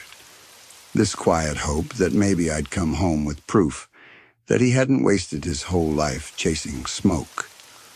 When you're alone in the desert at night, staring up at a sky full of stars, it's easy to feel close to someone you miss. It's easy to feel like they're beside you, looking up too, and that if you just keep walking a little farther, you'll step into the story they spent their life telling. That's what brought me back, year after year. And then came the fall when everything changed. That year, right before my annual trip, I got a lead I hadn't expected. Someone claimed they had a copy of a map used by a prospector who went missing while searching for the Lost Dutchman's mine. I'd seen dozens of maps in my life. My father had seen hundreds. Most were garbage. People copying other people, adding new marks to feel special, selling hope in ink. But something about this lead felt different. The map wasn't flashy. It wasn't covered in dramatic warnings or hand-drawn skulls. It looked like a working document, something a person would actually carry and fold and sweat on. I told myself it was worth one more try. So I packed, like I always did, and drove out to the superstitions, feeling that familiar blend of excitement and skepticism. The air was cooler than summer, but still dry enough to make your throat feel lined with dust. The landscape looked the way it always does out there. Beautiful, harsh, and indifferent. People talk about the desert like it's empty, but it never feels empty when you're standing in it. It feels ancient and full. I started my hike early, planning to follow the map as closely as I could. The problem with those mountains is that trails and landmarks can lie to you. A ridge looks like a different ridge in the wrong light. A boulder looks like a marker until you see 10 more just like it. And if you get turned around, the desert doesn't care. At some point, I wandered off any real trail. I don't mean a small detour. I mean, I was deep enough into it that I couldn't tell you how to get back the way I came without guessing. No, I kept thinking I recognized something. Kept thinking the next turn would line up with the map. Kept thinking I was one smart decision away from finding the kind of hidden place my father talked about. Then the sun started dropping. That's when the panic should have kicked in. But the desert does something to your judgment when you're tired and stubborn. I was almost out of water. My mouth felt dry, not just thirsty, but dry like paper. My legs ached. My shoulders hurt from the pack. I told myself I'd find a spot to camp and reset in the morning. I didn't notice the drop in the dark until it was too late. One moment I was stepping forward, and the next the ground simply wasn't there. I remember the sensation of falling, then hitting brush, rolling, thorns tearing at my arms, cacti scraping at my skin. I remember a sharp pain in my head and the taste of dirt. Then everything went blurry, and for a second I didn't know which way was up. When I came to, I was at the bottom of a ravine. The sun was completely gone. The temperature had fallen fast the way it does in the desert. The night air was cold enough to make my skin tighten. Above me, the stars were sharp and bright, like somebody had poured salt across black velvet. I was scraped up all over. My head hurt like someone was squeezing it in a fist. I tried to sit up, and my body protested. For a minute, I just lay there listening to my own breathing, trying to decide if I was alive or just dreaming. Then I tried to stand. My ankle folded under me immediately, and pain shot up my leg so hard I gasped. It was twisted badly. I didn't know if it was broken, but it didn't matter. It wasn't working. I fumbled for my flashlight with shaking hands and clicked it on. The beam looked thin against all that darkness. I found one of my walking sticks that had tumbled down with me, half buried in brush. I grabbed it, leaned all my weight on it, and managed to get upright. I started walking. In what direction? I couldn't have said. Everything in the ravine looked the same at night. Shadowed rock, cactus silhouettes, dry brush, and the sense of being trapped in a bowl of darkness. I took a few limping steps, then a few more, forcing myself to keep moving because staying still felt like giving up. That's when I saw someone. A human shape in the distance, moving between silhouettes of ironwood and cactus. The relief hit me so hard it almost made me cry. Another hiker, a ranger, search and rescue, somehow already out there. Anyone. I tried to call out, but my voice came out rough and thin. I tried again, louder. Still nothing. The figure didn't turn. It kept walking, drifting away through the dark. Panic rose in me. I couldn't let the only person out there disappear. I pushed my injured ankle harder than I should have and hurried after them, half limping, half stumbling. As I got closer, I realized it was a woman. Young, maybe. Hard to tell in that light, but not old. She wore old hiking shorts and a flannel shirt. She looked underdressed for the cold desert night, but she didn't shiver. Her pace didn't change. She moved like the temperature didn't touch her. I called out again. "Hey, wait!" She didn't respond, but she also didn't run. She didn't act startled. She just kept moving as if she knew exactly where she was going. In my concussed state, in the fear and pain and confusion, I decided to follow her. It felt safer than making choices on my own. If she was walking, she must know a route out. If she was calm, maybe I could be calm too. She led me out of the ravine and into a dry wash. We followed that wash for a long time. The sand under my boots made the soft shifting sound, and my ankle screamed with every step. I kept hoping we'd find water, even a small stream, even a muddy puddle. But there was nothing. Dry rock, dry sand, dry air. The woman kept walking, no speaking, no looking back, no slowing down. And the longer I followed her, the more uneasy I became. My flashlight beam didn't seem to land on her the way it should. It lit the rocks and plants around her. But her shape stayed oddly dark, like she absorbed the light instead of reflecting it. I told myself it was just my eyes, just fatigue. Still, something felt wrong.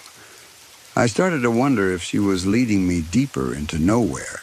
The wash twisted, and the desert can swallow directions easily at night. I considered turning back, trying to find my own way, even with the ankle. At least then, I'd be choosing my fate instead of following a stranger who wouldn't acknowledge me.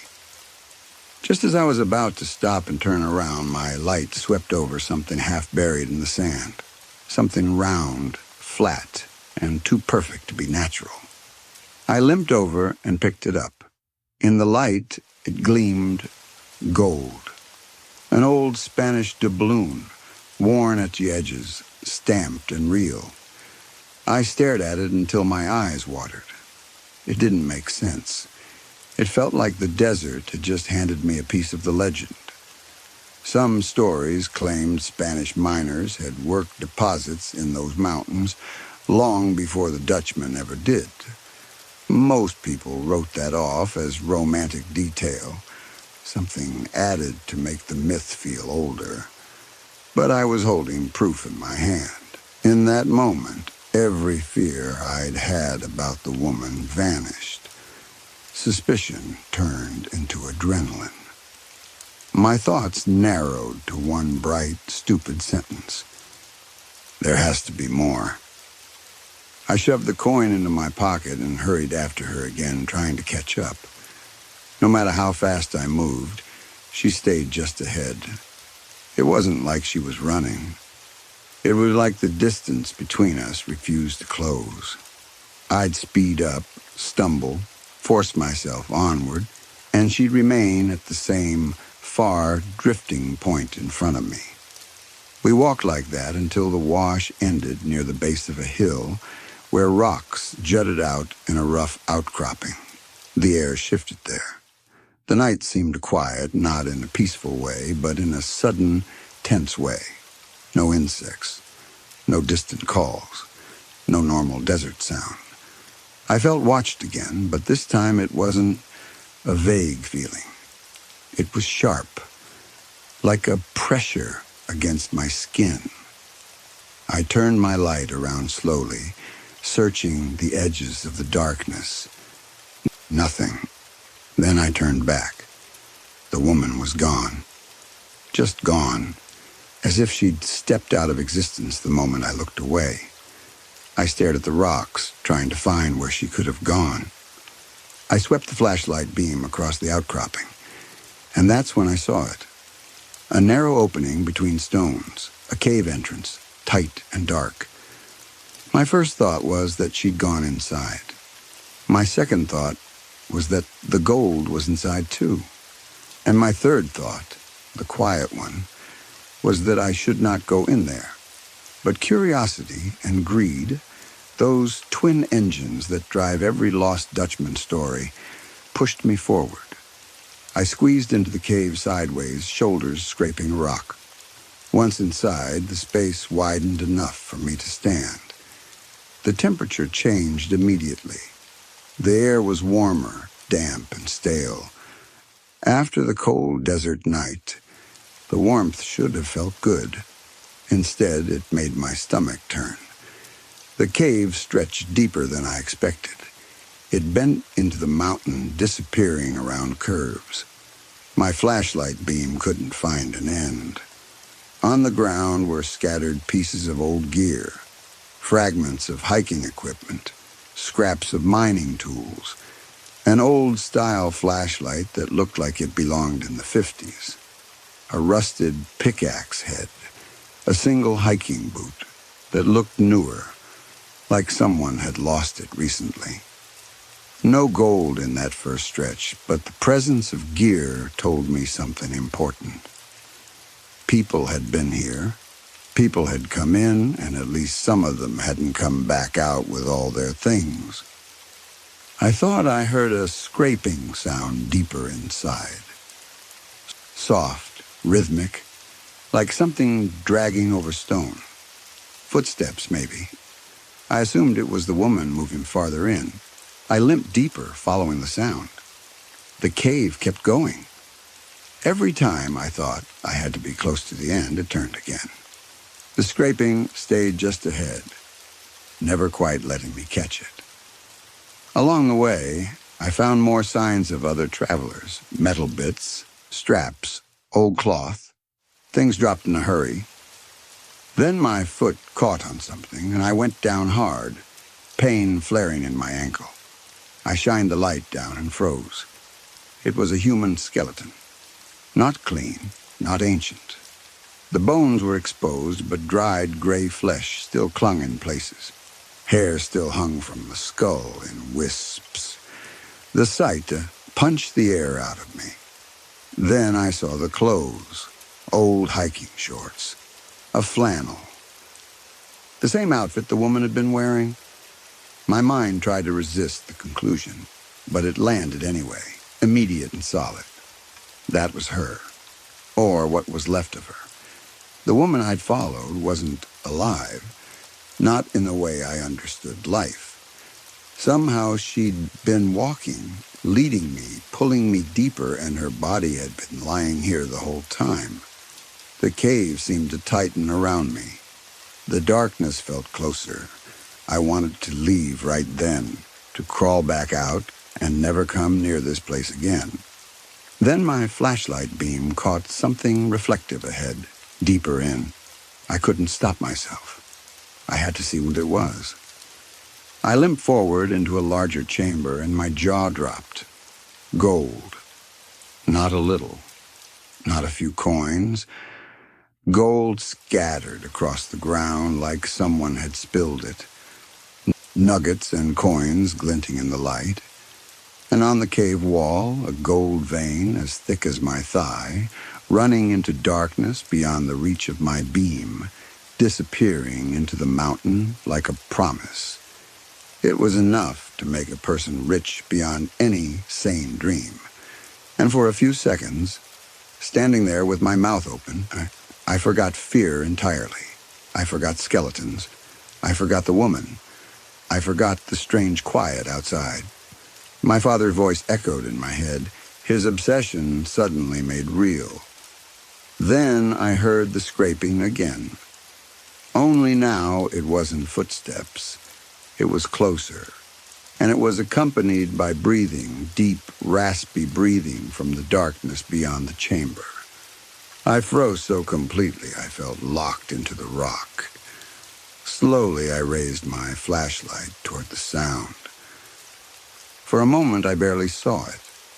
A pale shape, too pale, like moonlight stretched into a body. It moved in a way that didn't match a normal animal. And then, before I could focus, it was gone from where I'd aimed the light. A drip hit my shoulder. I looked up. A snarl cut through the dark, sharp and vicious. It was on the ceiling. It clung to the cave roof like a spider, limbs splayed, body pressed flat against stone.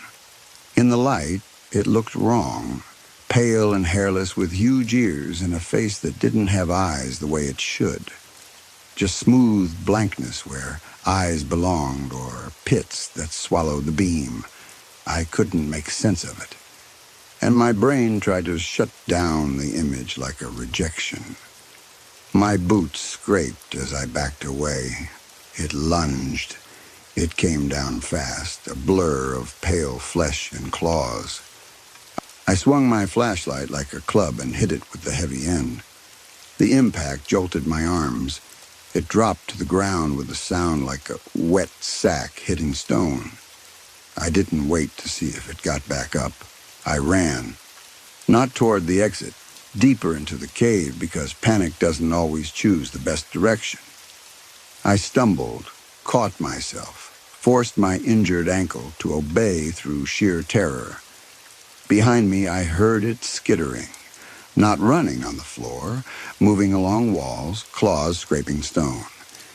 Then I stopped, because the darkness ahead made more sound, more rasping, more scraping. Not one creature, many. I stood there, chest heaving, realizing I'd run towards something worse. I didn't dare go farther. But going back meant facing the one chasing me. I heard the scrape overhead again. It had caught up. I held perfectly still. I didn't even breathe. I aimed my light up slowly and saw it clinging there, head cocked like it was listening for my heartbeat. My hands shook as I felt around in my pocket, searching for anything. Anything I could throw. My fingers closed around something cool and round, the doubloon. I pulled it out and threw it as hard as I could down a tunnel. It hit rock, rang faintly, and rolled away with a sound that echoed like a bell. The creature snapped its head toward the sound and moved, fast, chasing the coin like it mattered more than me. I ran the other direction, back toward the chamber, back toward the gold, back toward the skeleton. My flashlight bounced wildly, turning gold into flashing sparks. I shoved past the glittering pile without stopping. I forced myself to focus on the exit, on air, on sky. Then I heard a voice, quiet and close, cutting through the chaos. Wait! I stopped without meaning to.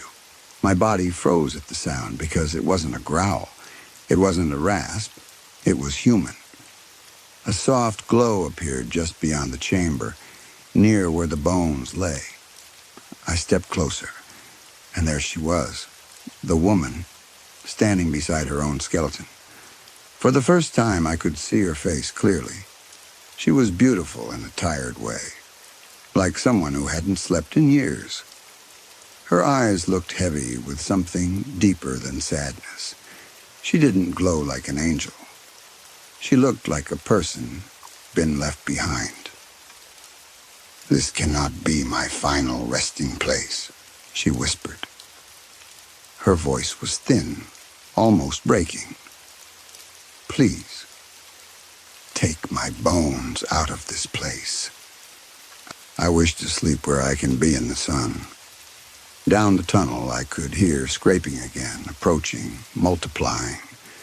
It sounded like a crowd of claws. My eyes flicked to the gold scattered across the ground, then back to the bones. I understood in that moment I only had time to take one thing. I could take the treasure that men had died for, that my father had chased until his last breath, or I could take a dead woman out of the darkness she'd been trapped in. I hesitated, not because I didn't know what was right, but because I was human. Because gold has weight in the mind. Then I made my choice. I dumped everything out of my pack onto the cave floor and started gathering the bones. They were lighter than they should have been. They clacked softly as I placed them inside, the sound disgusting and heartbreaking at the same time. The scraping got closer, louder. I cinched the pack shut, turned and ran. I squeezed through the narrow cave entrance and fell out into cold desert air like I'd been thrown from a nightmare into reality. I didn't stop. I limped and ran and stumbled across rocks and sand, pushing through pain and exhaustion until I couldn't feel my ankle anymore. When I finally stopped, I was so out of breath I couldn't pull in air properly. My throat was raw. My lips cracked. I tasted blood. I turned and shined my light behind me. Nothing followed me out. No pale creatures. No shadows moving between cacti. Just desert night. But I didn't wait to see if they were coming. I kept moving. Because I knew there were worse things than freezing or getting lost. I walked through the rest of the night. I ignored the cold, ignored the pain, ignored the thirst that turned into nausea. I kept going until the horizon started to lighten, until the black sky turned gray and then pale gold. When the sun finally began to rise, I found a stream still flowing that late in the year. I dropped to my knees and drank with my hands like an animal. I drank until my stomach hurt. I drank until my thoughts slowed enough to become human again. After that, I found a road and hitchhiked back to my car. The bones rattled in my pack the whole way, each bump in the road making a soft clack that reminded me what I'd done and where I'd been. The driver didn't ask questions. He probably thought I was a drunk who'd made bad choices. I didn't correct him. I drove far away from the mountain, away from that cave full of riches and crawling hunger. Sometimes I still think about the gold. Even now, years later, I can almost feel that doubloon in my hand, cold and too light. I can imagine walking back, finding the chamber again, filling a pack with coins. But I couldn't find that cave again, even if I tried. I've never been able to. The desert hides what it wants to hide. And maybe that's for the best. I write this to remind myself that some secrets are meant to stay buried. Some treasures are bait. Some legends are warnings disguised as dreams. That night, after I got my car back, I drove to a place I knew well. A quiet hill with a lone mesquite tree overlooking the cotton field. It was calm there, familiar, a place that didn't feel cursed. I waited until the world was dark again, and then I dug. The ground was hard and dry, and my ankle throbbed with every shove of the shovel. But I kept going. When the hole was deep enough, I laid her bones inside as gently as I could, like respect could make up for how long she'd been trapped in that cave. I covered her with earth and packed it down. By the time I finished, the sky in the east was turning that faint early color, and the first edge of sun began to rise. Light spilled across the field. The cotton plants glowed pale, almost silver. I stepped back from the grave. For a moment, only a moment, I thought I saw her standing there. Not the tired face from the cave. Not the silent guide in the wash. Something calmer. Something at rest. And I could have sworn I saw the smallest hint of a smile before the sunlight brightened. And there was nothing but air and morning. Then she was gone.